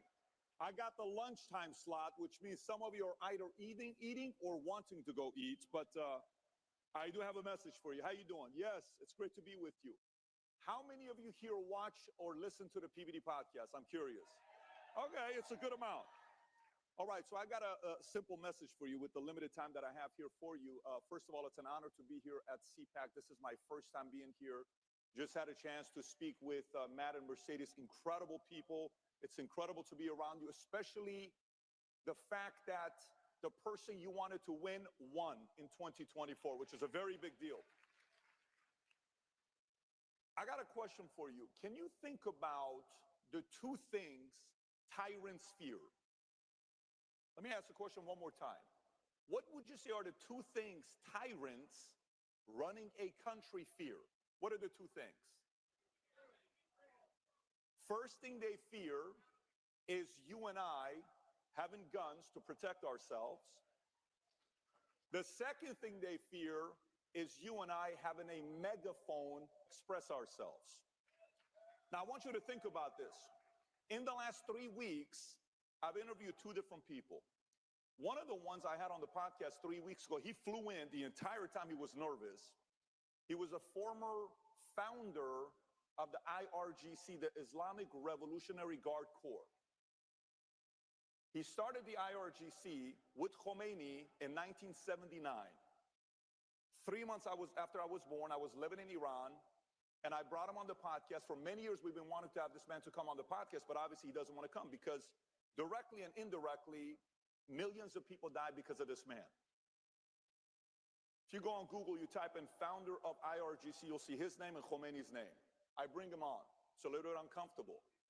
I said, so let me ask you a question. When you guys took over the revolution, the Shah is gone. That's the last time the Middle East was at peace. No issues. Iran gets along with Israel. No wars. Things are good. Then you come over. You take over Iran. Khomeini flies in. You fly in. What is the first thing you guys did? He says, our number one mission was to get all the guns out of people's hands. And I said, tell me why. He says, because we wanted to be safe. I said, safe from what? Well, we had to be careful because there was a lot of criminals who had a lot of guns. I said, citizens having guns are criminals. They're trying to protect themselves. So again, what do tyrants fear? First thing is what? Your guns, because you can protect yourself. 2 days ago, I got back from Brazil. We're flying out to Brazil to do a 3-hour interview with former President Jair Bolsonaro. How many of you guys love President Bolsonaro? So we're in Brazil. While we're about to go, they are briefing us on what to be prepared for before we go to Brazil. They say, number one, have an international lawyer ready in case something happens. Number two, make sure you have an armored truck. Number three, come with a good delegation. We went with 9 of us. And then we'll be escorting you all over the place. So we go and we experience everything. And then eventually the president comes. And the president sits there and we start conducting the interview. One of the most emotional interviews I've ever done. This man is crying, tears dropping on the table. I can't wait for the interview to come out this Wednesday. And I hear him speaking. About 15 minutes left for the interview to be done. Somebody comes in and is whispering in his ear, Boom. He swipes the hand. Interview ends. doing all the stuff that he's doing. He gets out. 1 hour later, alert on the phone. Jair Bolsonaro has been charged and is facing 38 years in prison. For what? There's a judge there in Brazil. His name is Alexandre de Moraes. Anybody knows who he is? Okay. If there is a picture for someone that looks like a tyrant, it is Alexandre de Moraes. This man is a tyrant at the highest level. And he is the second man, the second point that tyrants fear is freedom of speech. I'm talking to the former president. He's not comfortable talking about certain things, but he let everything loose. He knows you can't talk. They don't want you to talk over there. So you got guns, freedom of speech, and in the world, we have 195 countries, of which 193 have constitutions. Of the 193 that have constitutions, only one country gives you full-on freedom of speech with nothing about hate speech and Second Amendment. We're the only ones here that we have in America. Now, keep this in mind. Sometimes when we sit there, we hear about, next year's going to be United States birthday for 250 years. It's going to be amazing. We are one of the youngest countries in the world. It's awesome. Well, think about the oldest countries in the world. Iran, roughly 3300 BC. Egypt, 3100 BC. You got Assyria, you got Armenia, you got China, you got all these countries, right? Oldest. We are one of the youngest. But watch this here. Does anybody know what country has the oldest constitution in the world? What country has the oldest constitution in the world, including UK? We, the people, have the oldest constitution in the world. So now watch this. Some of you are clapping. You're like, I don't know what point he's trying to make here. I don't know where you're going with this. Let me give you some numbers here. Dominican Republic has changed their constitution 32 times. Venezuela 26 times. Haiti 24. Ecuador 20. Brazil's changed it 7 times in the last 100 years. While I'm there, in Brazil, we're going to the airport. Our flight's at 4:30. We get there at 2 o'clock waiting. Our flight gets canceled. We have to redirect our flight. We go to Peru, and then from Peru, we fly out to Miami. And I'll never forget when we landed in Miami. It reminded me of back in July 15th of 89 when we're escaping Iran on a Lufthansa flight. And while we're going, everybody's waiting for the one magical word from the flight attendant. Anybody knows what it is? It's very simple. You can officially order alcohol. We've crossed the border. And we're like, we're free. This is amazing. We are officially out of Iran, right? So we land in Miami. I'm like, oh my God, this kind of takes me back to that moment when we left, Iran and experiencing what freedom's like. Then we get down here. And I'm sitting and I'm talking to all these different senators and congressmen in Brazil, and here's a number I noticed. I want to kind of take it back because it's very important for us to be thinking about. In Brazil, they have 11 Supreme Court justices, of which only 2 are conservative. In Brazil, they have 81 senators, of which only 22 are conservatives. In Brazil, they have 513 congressmen and women, of which only 130 are conservatives. Let me just kind of take back a little bit and talk to you guys about maybe possibly the greatest accomplishment any president's ever done. If the Supreme Court justice was the other way around, 6-3, and when they said Colorado wants to remove the president off the ballot, and they would have succeeded, Kamala Harris would have been your president today. I understand. I'm with you. But I want you to think about why this is so important. For 25 years of my life, I was an atheist. When you live in Iran, my mother's Armenian, her last name's Bogosian, my dad's Assyrian, Bet David. I'm living in Iran. We're a Christian family trying to make it work. We're going to school, you're going to church, kind of keep it quiet. And you dream about one day coming here. You're like, oh my God, I can't wait to one day come to America. It's going to be such a great deal to come to America. I'm sitting there kind of thinking to myself about all this stuff with Iran. And hey, the Congress, the Senate, all this stuff. You bring it today. This man flips 3 Supreme Court justices. He doesn't do that. Kamala gets in. They would have done everything in their power they could have to prevent the president from speaking. They try to silence him. They took him all the social media sites. There's a lot of people that want to be friends with him today. Same people that silenced him. They said, you can't use social media. Got off.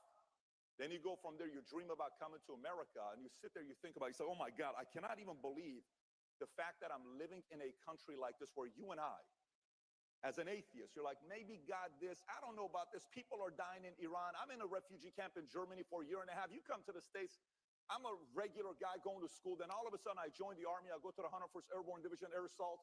I'm in the Army. I'm in my uniform. Quite honestly, I joined at first for GI Bill, and I'm standing there waiting. We're at a Labor Day, a Memorial Day, and I see one of my chief warrant officers on this side in tears. I see another colonel over here in tears. I see a sergeant first class on this side in tears. I'm like, why are these guys crying? Why are they crying? And if we go into the auditorium, they say, there's a movie coming out about your unit. You guys going to get a chance to watch it before the world sees it. What's the movie? Saving Private Ryan. I watched this movie at the end. I'm like, I am so proud to be an American. I am so proud to be part of the 101st Airborne Division. I am so proud to be living here. So I watched. While I'm in the Army, because of my PT score, I was able to go hang out at this one camp for 2 days where we could play pool, jump in a lake, and all this stuff. This man hands me a Bible. I'm like, sir, I'm the wrong guy to give you a Bible. He says, my parents gifted me this Bible December 24th of 1974. I think you need it more than I do. I said, I'm telling you, it's not, you don't want to give it to me. I'm the wrong guy. He gives it to me. I start praying 3 times a day. Long story short, 25 years old, life changes, God's in my life. Everything from there has been revolutionary. It doesn't even make sense to me. It's a miracle. Here's what it made me think about. How many of you remember the last time you had one of those nights where you pray for an hour and you're on your knees and nobody sees you? Who knows what I'm talking about? Anybody's ever done that before? By the way, for some of you that are devout Christians, maybe it's a normal Tuesday for you, but for those of you guys that just kind of go to church once in a while, you've only done that 3 or 4 or 5 times in your life. Does anybody relate where you don't do that often? What were you praying about in June of 2024? What were you praying about when you're sitting there? What were we thinking about? What was going on? What were the issues? Everything we're watching, what's going to be taking place? And then you mean to tell me the president is a one look away from this being assassinated, and he lives, and all these miracles happen. President Obama in 8 years flips 1 seat. Trump flips 3 seats in 1 term. You don't think God's hands on America again? By the way, the reason why I'm sharing this with you is sometimes when we start winning and we start making money and we start driving the nice cars and our candidate wins and we're like, yay, it's great and it's awesome, our paranoia goes away. Let me just prepare you for something. We got to stay paranoid. We got to stay optimistic. They're plotting their moves behind closed doors while you and I are here at this event. We got to keep recruiting the next Bobby Kennedys, the next Tulsi Gabbers, the next Elon Musk, the next Joe Rogans, the next anybody. We got to recruit them with common sense, with values, with the way we treat them. And if we do that, the future of America will look bright like never before. Thank you, everybody. Appreciate you. Thank you.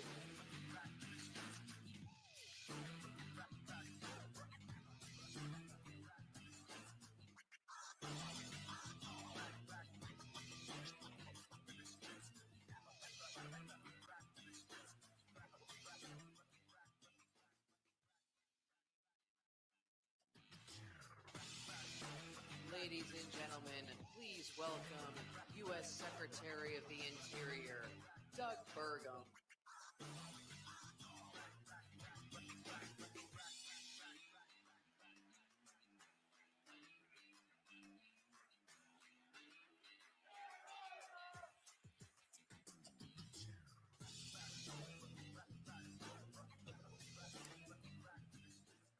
Good afternoon, CPAC.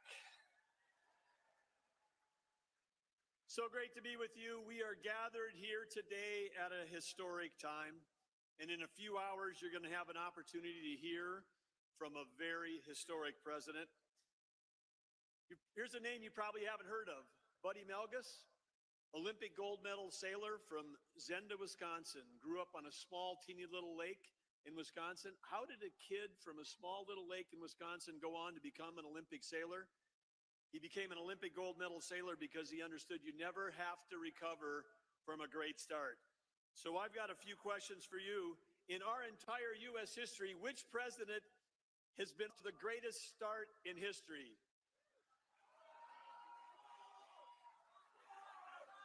Yes, okay, I can ask that a different way. Which president in American history has had the most impact in their first 33 days? Trump. And of course, we know the answer to this one. Which president right now, every hour, every day, is making America great again? There you go. I want to say thank you all for being here. This is such an important group. You are the difference makers. CPAC was the group that believed in President Trump when others didn't. You stayed with him. You worked so hard for all these years, and you were working because you supported President Trump, but you were working because you cared deeply about America. You wanted America to be better. You knew that America could reach its full potential. And now that is happening every single day, and it started here with you. Thank you, CPAC, for everything that you've done. Yes, President Trump has got a very clear and a very powerful vision on ways to make America great again. And at the center of that is energy dominance. He knows that energy dominance, when the U.S. is energy dominance, it's going to bring down inflation because energy is a component of every single product that we buy, every piece of food you eat, every vehicle you drive. He also knows that when we have energy to sell to our friends and allies, it's going to end our trade deficits. He knows it's going to create great American jobs. And he also knows that when we have energy to sell to our allies, it's going to end the wars abroad. And he is someone who wants to stop killing. He wants to end wars. And President Trump, I believe, for that work, is going to win the Nobel Peace Prize. And this is a group that could help that happen for him. Yes, President Trump knows better than anyone that energy dominance is the foundation for American prosperity, for affordability, and world peace. The Biden administration, wow, what a mess that we've inherited. The Biden administration, at the core of everything they're doing, we're beholden to a group of climate extremists. And when those climate extremists got the Biden administration to declare war on U.S. energy, and when they declared war on U.S. energy, it didn't reduce demand. It just shifted the supply to our adversaries across the world, to places like Iran. Iran, who sold hundreds of billions of dollars of energy through ghost ships and front companies to fund 24 terror groups against us. But President Trump wants that to stop. And he's got full maximum pressure against Iran. And he'll do what he did in his first term, which is financially he'll bring that country, or the Ayatollahs, not the country, but the Ayatollahs to their knees. But back home, the climate extremists that wanted it to shut down U.S. energy, what did they do to Americans? They raised the price of everything. Electricity prices 30% higher under the Biden administration. Some of you, if you live in the Northeast, you're going to be staring at 15 to 17 to 20% increases again this summer. This is all what we've inherited. And when we have high energy costs, that hurts our economy and we deindustrialize. And that's why President Trump on day one declared a national energy emergency. It wasn't just about price at the pump. He understood the mess that Biden left us, and that's why he declared that energy emergency. And part of that solution, last Friday, he created the National Energy Dominance Council. He asked me to chair it. He asked Chris Wright to be the vice chair. And with that, with the work that we're going to be doing, it covers everything. It covers electricity, it covers oil and gas, it covers biofuels, it covers export, it covers exploration, all the things that we need to do to have our country become an energy powerhouse. But let's just talk a little bit about one of the things that were left, and that's the energy emergency, and that is our electrical grid in this country is absolutely in danger. The climate extremists worshiped an ideology that defied physics, economics, and common sense. They believed that that was the existential threat. I will tell you that there's two existential threats that this administration believes in. One was existential threat was Iran getting a nuclear weapon. That would change the world, and this administration, working with our allies, is going to make sure that doesn't happen. And the second thing is, the second existential threat is losing the artificial intelligence arms race to China. This country has shut down more electricity than China has opened in the last 12 months. And we need electricity because electricity drives AI data centers, and AI data centers manufacture intelligence. And when we manufacture intelligence, It's going to change every job, every company, every industry. It's going to make the federal government more productive. But no, what did the Biden administration do? They focused on highly subsidized, unreliable, unaffordable, and weather-dependent sources of energy. We all know, you don't have to have a PhD to know that the sun doesn't shine 24 hours a day and the wind doesn't blow 365 days a year. And yet the Biden administration was trying to convince Americans that we could run a full-time society on part-time, intermittent, and expensive power. They pushed a Green New Deal that was a lot more like a Green New Steel because it was stealing your taxpayer dollars at the same time, raising the price of electricity for all of you, raising the price of food in this country, and jeopardizing our grid. We have today, for the first time, I was in tech for 30 years before I ever ran for office. We never used more than 1% of the nation's electricity in the whole technology sector. But now with AI coming, the demand is increasing, and that's real demand with real value, not artificial demand where we say we're going to stop driving internal combustion vehicles in favor of an EV. We're going to subsidize those EVs at 15 times anything we've ever done before, and then we're going to buy our batteries from China, who control 85% of the rare earth minerals. The whole plan was crazy. But what do we have right now under President Trump? President Trump knows that we weren't in some kind of mythical energy transition. He knows that we've got to have energy addition. He also knows, because if anybody has studied Energy 101, you'd know that any quote, transition would fail because only one time in all of human history, have humans ever transitioned off a source of energy. It was in the 1880s. Anybody know what that was in the 1800s when we transitioned off energy? Whale oil. I heard somebody knew the answer. Yes, we transitioned off of whale oil. Whale oil became very popular because it was cleaner, but then along comes oil, and oil we could refine into kerosene, and kerosene was better than whale oil. And so who knew, but you're hearing it here at CPAC, that it was over 150 years ago, fossil fuels saved the whales.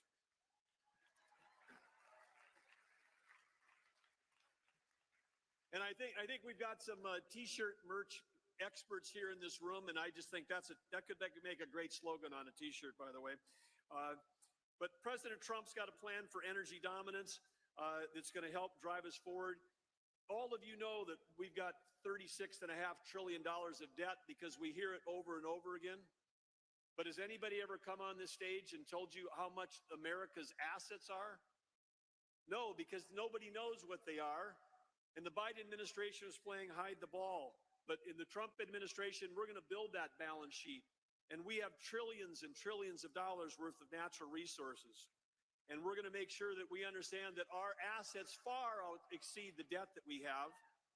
But before Joe Biden left office, one of the things that he did was he took 625 million acres of offshore potential, trillions of dollars of revenue potential for you, your kids, and your grandkids, and with a stroke of a pen said, we're never going to develop that. Never. It's off the table. I got it. You can boo for that if you want to, but that's literally 1/3 of the lower 48 here. He was trying to rob us of that. But he's robbing us of those revenues and also of the American dream. But President Trump got into office, and with an executive order, he reversed that ban. That $625 million back on our balance sheet, including some of those acres are where? They're in the Gulf of America. One of the other falsehoods is that somehow that those climate extremists cared more about the environment than any of us in this room. And I know how deeply this group cares, and I know the people in my home state, the farmers and ranchers, 4th and 5th generation, they live on the land, they care about the soil health, they care about the water, they care about the air, and that's why North Dakota, we had some of the cleanest air and water in the country, and we were an energy powerhouse. We can do both of these things in our country, because when you shut down U.S. energy and you push that supply overseas, you push it to places that use child labor, that don't do reclamation, they don't have any kind of regulatory environment like we have. And so it's cleaner. If you care about the environment, you want every drop of energy, every electron to be produced in the United States. That's the way to save the planet. And the Biden administration, they sanctioned Alaska 68 times with executive orders. 68 times Joe Biden issued orders that tried to shut down energy development in Alaska. They sanctioned Alaska more than they did Iran, if you can believe it. But those days are over. One of the other executive orders that President Trump signed is one not just unleashing American energy, but unleashing Alaska's potential. And when we do that, we have an opportunity to sell energy to Japan, South Korea, the Philippines, our allies in the Pacific, who we need more than ever because of the growing threat of China. So let me ask you, as we close out here today, when we talk about being energy dominant, we know that one thing that President likes to say, and I'm sure you'll hear it to say, which he wants us to drill, baby, drill, and we're going to do that. But the U.S. Geologic Survey, which is part of Interior, we've got a job to actually go out and map those resources to find out how many trillions or hundreds of trillions of dollars of assets belong to all of you, the public. So we're going to map, baby, map, and then we're also going to mine, baby, mine. We're going to mine, baby, mine, because we've got to get critical minerals developed back in our country. We can't be dependent. We're buying uranium from Russia for our nuclear plants. We have to be able to have those supply chains be right here. So we're going to do all of that. And when we do all of that, we're going to be able to build, baby, build. President Trump is the greatest economic developer that's ever existed. Nobody sells America better than he does. Chris Wright, my partner in this from the Department of Energy, he and I were asked by President Trump to join him when he was meeting with the Prime Minister of India and the Prime Minister of Japan. In those meetings, President Trump said to those leaders, you've got a deficit, a trade deficit with our country. We think you should solve that. What would you like to buy from us? Perhaps some energy? 30 years ago, he wrote the international bestseller, The Art of the Deal, President Trump did. I've seen him in action. Right now, every day, he's writing the sequel to that of The Art of the Deal in real time. Only, yes, he is, but he's dealing with the world leaders. They're coming to him. And they want to buy American, and we want to build American. And we know that President Trump is not only making America strong again, he's going to make America affordable again. He's helping with your help. He's fighting for the agenda. And you know what he's going to do? He's going to make America great again. Thank you, CPAC.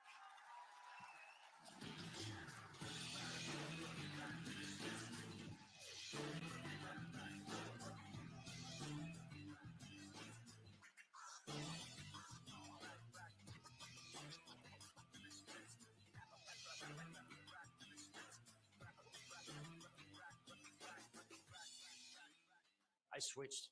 I switched. I switched. I made the switch to Newsmax. We start this morning in Washington, where all eyes are on the White House. I switched to Newsmax. Newsmax. Newsmax. Have you made the switch? You bet I did. My whole family switched. Everyone is making the switch. I did. I did. I switched, and it made all the difference. It made all the difference. Have you made the switch? You should. Millions are switching to Newsmax. You should too.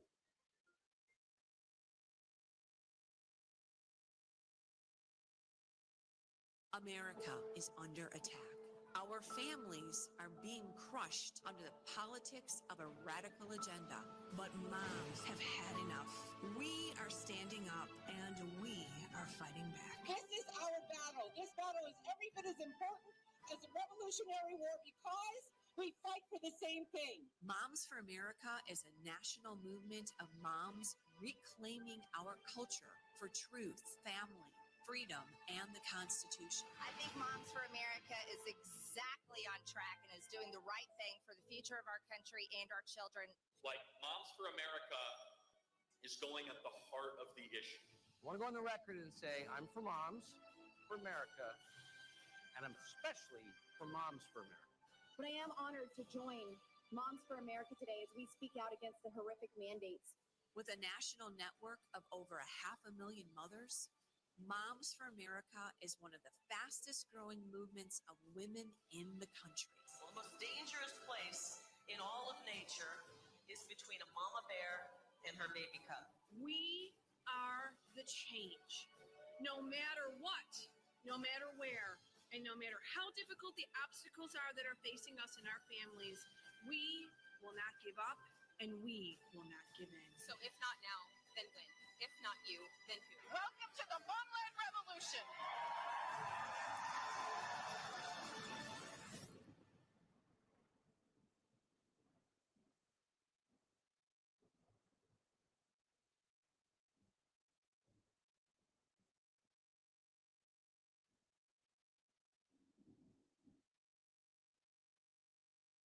Freedom, sovereignty, prosperity.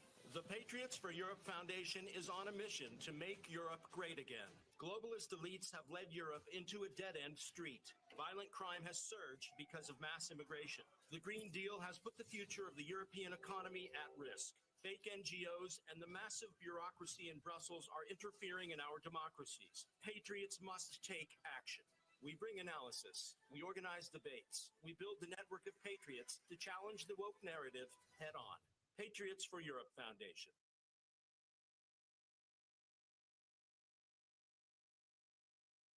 America is under attack. Our families are being crushed under the politics of a radical agenda. But moms have had enough. We are standing up and we are fighting back. This is our battle. This battle is every bit as important as the Revolutionary War because we fight for the same thing. Moms for America is a national movement of moms reclaiming our culture for truth, family, freedom, and the Constitution. I think Moms for America is exactly on track and is doing the right thing for the future of our country and our children. Like, Moms for America is going at the heart of the issue. I want to go on the record and say I'm for moms, I'm for America, and I'm especially for Moms for America. But I am honored to join Moms for America today as we speak out against the horrific mandates. With a national network of over 500,000 mothers, Moms for America is one of the fastest growing movements of women in the country. Well, the most dangerous place in all of nature is between a mama bear and her baby cub. We are the change. No matter what, no matter where, and no matter how difficult the obstacles are that are facing us and our families, we will not give up and we will not give in. So if not now, then when? If not you, then who? Welcome to the Momland Revolution.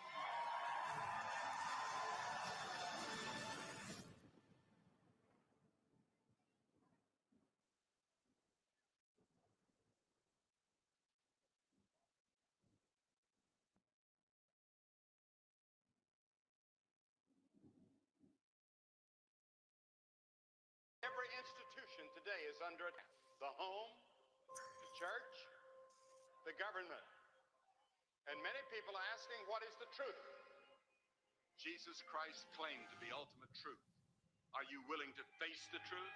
Do you think the MK Ultra project ever actually ended? The Central Intelligence Agency is actively involved in mind manipulation. We all answer to one God and one Savior, and He's there to change your life for the better. Freedom, sovereignty, prosperity. The Patriots for Europe Foundation is on a mission to make Europe great again. Globalist elites have led Europe into a dead-end street. Violent crime has surged because of mass immigration. The Green Deal has put the future of the European economy at risk. Fake NGOs and the massive bureaucracy in Brussels are interfering in our democracies. Patriots must take action. We bring analysis. We organize debates. We build the network of patriots to challenge the woke narrative head on. Patriots for Europe Foundation. Ladies and gentlemen, this is Maha Unchained. Please welcome physician Dr. Robert Malone and Epoch Times senior editor Yanya Kellick.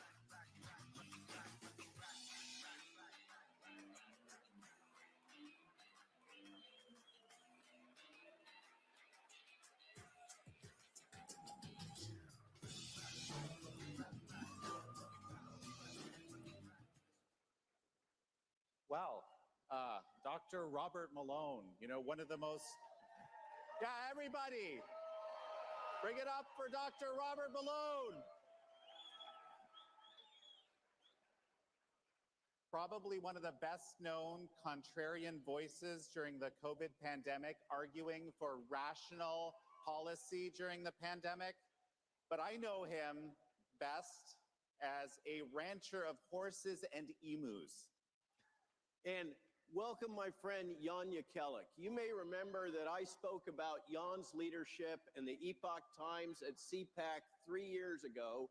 And I think without CPAC, without Epoch Times, we might not be where we are right now. It's been my pleasure to build a friendship with Jan and to participate in his fantastic series, American Thought Leaders, and our little fun series of clips that we called Fallout.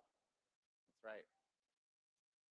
So I'm wearing a bow tie today, not my usual attire, in honor of Dr. Peter Hotez.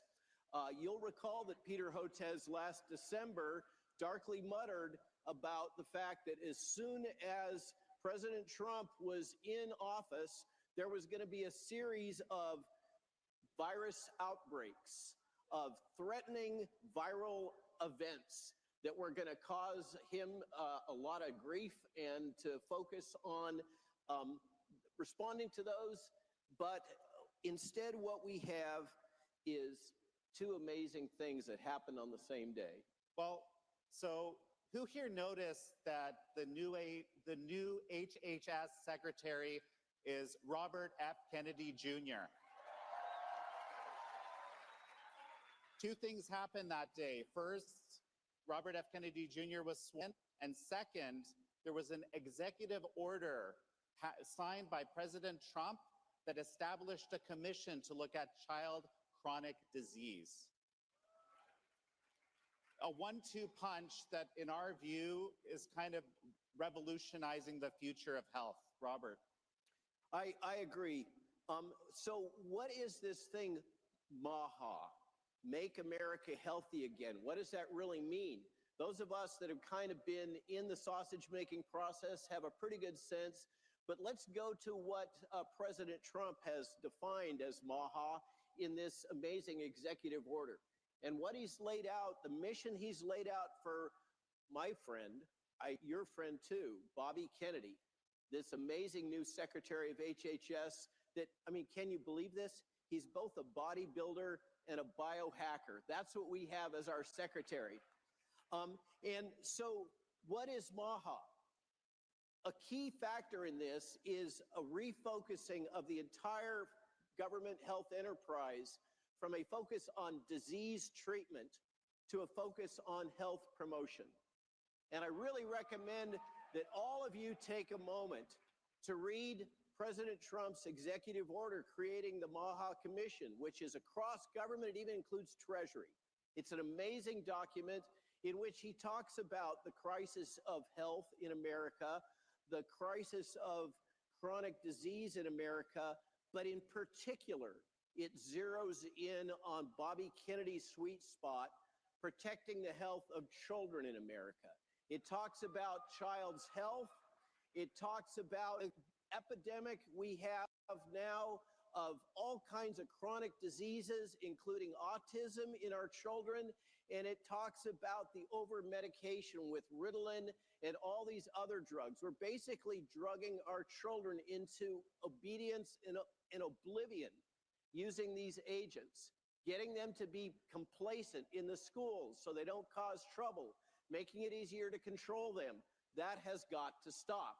And that is the mission of the Make America Healthy Again movement, is to, within 12 to 18 months, this is the president's mandate, within 12 to 18 months, Bobby Kennedy has got to show measurable improvements in public health for American citizens.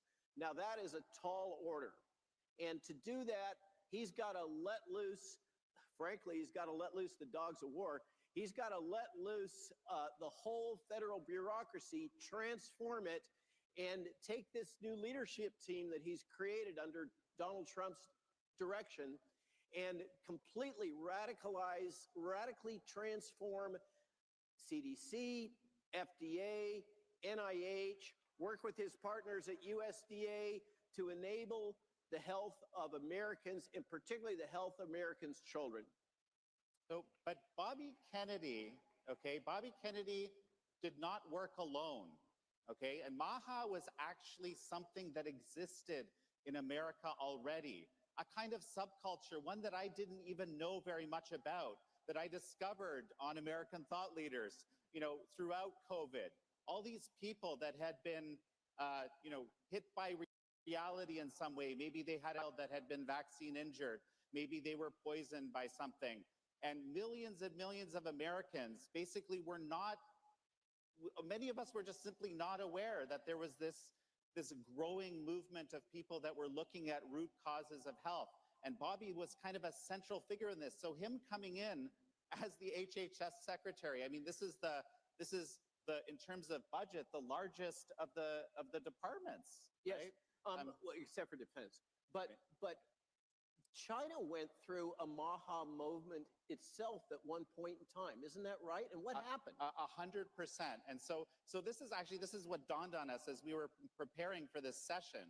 Back in the 90s in China, there was the health system had actually collapsed a little bit like what's been happening here. Okay, and these traditional methods of called Qigong, or kind of a Chinese yoga, became incredibly popular in China. The most popular was Falun Gong, and some of you will know that the founders of Epoch Times were Falun Gong practitioners. 70 to 100 million people were getting healthy. Okay, they were getting awards for getting healthy. And what did the regime do in 1999? They decided to crush this health and spiritual movement. So, I mean, this is something that totalitarians do. This is the other part that I realized. Totalitarians do not like healthy people, right? And it's a kind of a mindset. So here we are. So China now is not only crushing its own health promotion movement, but they're promoting bad health in the United States. Talk to us about fentanyl. Well, so, okay, how many of you noticed that the FBI director, Kash Patel, of course. One of the things that Kash kept talking about as he was going through his nomination hearings, okay, he said 100,000 Americans a year are dying of CCP fentanyl, and that is going to be one of the priorities of the FBI, okay? So that is the Make America Unhealthy Again movement. But we also have to have our own kind of individual agency here. We can't let Kash have to deal with this entire problem, or our foreign policy establishment deal with the entirety of that. So if we have enough time, we'll talk a little bit about things that can be done about fentanyl. I think it's one of the clear things that HHS can do together in partnership with the other agencies, and particularly the FBI and Kash, to help make America healthy again within measurable responses within 12 to 18 months. But let's talk for a moment about what is public health. We all hear about public health, okay? Today's public health is not about medicine. It's not about the physician-patient relationship. It's not about empowering patients to take control of their own health, which is what we need to do in the day of Maha. What we don't need is top-down management of what you are able to do, what your doctor tells you to do based on the government's mandates and your insurance company's profit. Okay, we have to get back to decentralized health under the control of you, the patient. But what do we have right now in public health? Public health is basically grounded in utilitarianism. It is functionally socialism. It is the logic of the greatest good for the greatest number. That is absolutely the centerpiece of modern public health, and it's based on big data. It's based on big data analysis of what on average is best for you, and then a top-down approach to cause you to comply with what the numbers say under close analysis is best for you. And as a consequence, public health has destroyed the practice of medicine. This is why your docs have no options. They have to treat you based on protocol, because that's what public health is saying they have to do. Public health has taken over medicine. And as I say, it is focused on outcomes, optimizing outcomes the best outcomes for all of us. What it needs to do is focus on opportunity. What we need to do is enable you to have the opportunity to choose whether or not to optimize your own health and have the information to do it. But what we don't need is public health telling us that we can't eat McDonald's hamburgers and drink Coca-Cola.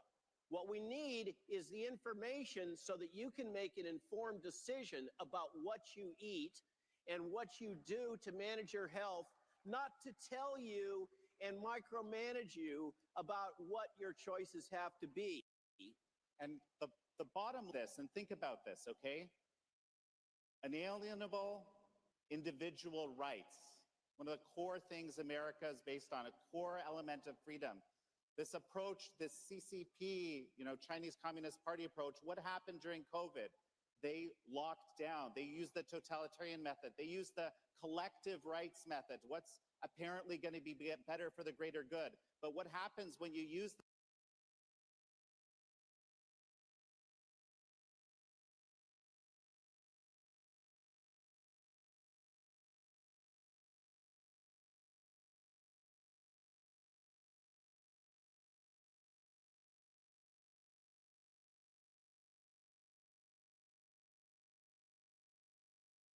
get better for the greater good. But what happens when you use that collective rights approach? Every time, to paraphrase Stalin here, okay, to make an omelet, you have to break a few eggs. And it turns out to be a lot of eggs, unfortunately. So we got to get back to this approach of individual rights, individual agency, and, the Hippocratic Oath on the medical side. So there's an insidious thing that's happened. They've snuck some stuff in while Bobby was busy focused on confirmation. They've snuck in a UN Agenda 2030 item called One Health. Okay? The CDC surreptitiously agreed to the One Health policies of the World Economic Forum and the United Nations and the World Health Organization. What is One Health? Who's against One Health? Of course, we all think that animals should be healthy and the environment should be healthy, just like the Secretary was talking about with U.S. policy.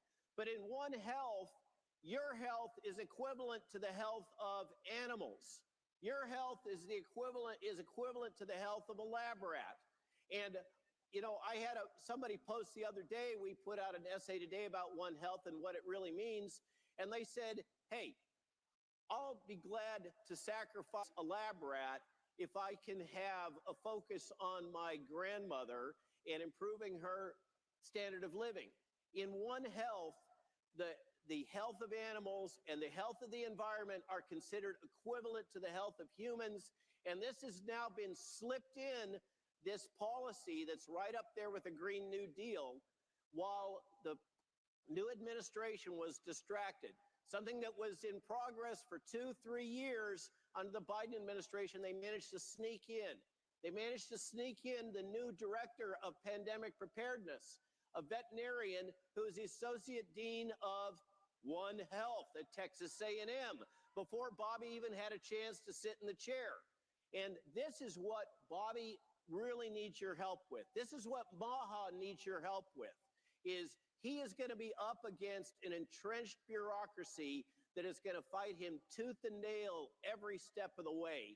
And the only way that we're going to be able to get sustainable change is we have to have all of us, the citizens of the United States, saying, we support you, we support a focus on health in Americans, and we are not okay with this globalist agenda of One Health, and we are not okay with the bureaucracy sneaking stuff in behind his back. Now, we only have a little bit of time left, but let's talk a little bit about bird flu. Well, so how many have noticed egg prices have gone through the roof? How many? Okay, front page of the Epoch Times, okay, the national edition, you should check it out. It's unbelievable, right? What is the reason? You might think, looking at mainstream media headlines, that it's because bird flu has killed 55 million birds. No, people have killed 55 million birds in an attempt to stop the bird flu, but that's not necessarily the only way to do it. So bird flu has been around for years. I think this is our fourth episode of fear, of promoted fear about bird flu. And it never materializes. It never transfers into humans so far. Let's hope that continues to be the case. But now, even according to the CDC, bird flu is not a major risk for humans. It doesn't transmit from human to human. It's not putting people in the hospital, and they're not dying at any kind of a rate. Bird flu needs to be controlled, but the policies of the USDA, which now have cost you $1.2 billion, and that's direct costs for the USDA to compensate farmers that have had to kill their flocks, and it's not working. That is the old school way to control outbreaks. But bird flu is in all the birds. It's in migratory waterfowl. We cannot eradicate bird flu. So we got to think of something different instead of this, give a 3-year-old a hammer and everything becomes a nail. That is what USDA bureaucrats keep applying.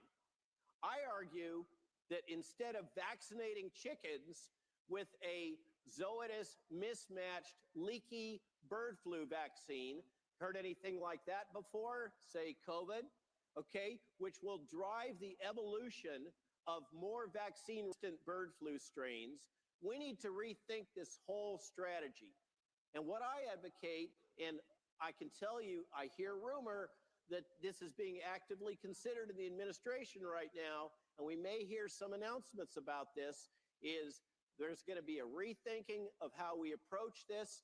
And personally, I like the idea that we let loose the chicken industry to breed flu-resistant chickens and turkeys and ducks, rather than trying to jab them all with crummy vaccines or kill them all because they get infected. That's just one example of what can happen if MAHA is unchained. Well, and everyone, I think we've run out of time here. The bottom line is, let's focus on root causes of health. Keep that in your mind. This is what MAHA is all about, and let's make America healthy again. Thank you, everybody.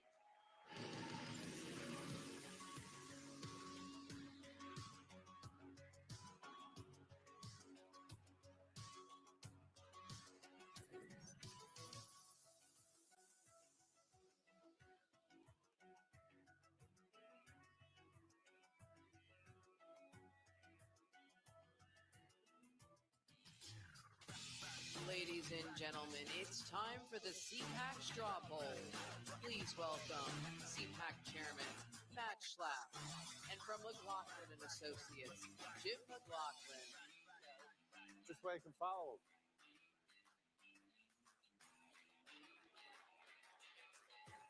They gave us chairs.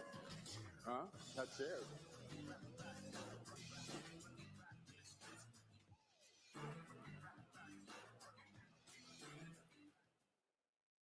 All right, Jim, this is your big moment. By the way, do you all know one of the great things?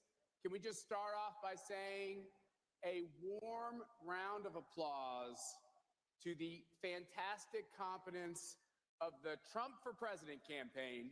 Yeah, without a Susie doubt. Wiles, Chris LaCivita, Michael Watley at the RNC. What a difference a campaign can make. And Jim and John McLaughlin on the polling. Thank you, Jim, for your great work. And you know what? We've been with President Trump from the very beginning. Believe it or not, he talked about running back in 2011. And I can tell you, this campaign was head and shoulders above, better than anything we ever did in the past. And I can't tell you that Matt is exactly right. Susie Wiles, Chris LaCivita, Chairman Watley, and I don't think I've ever complimented an RNC chairman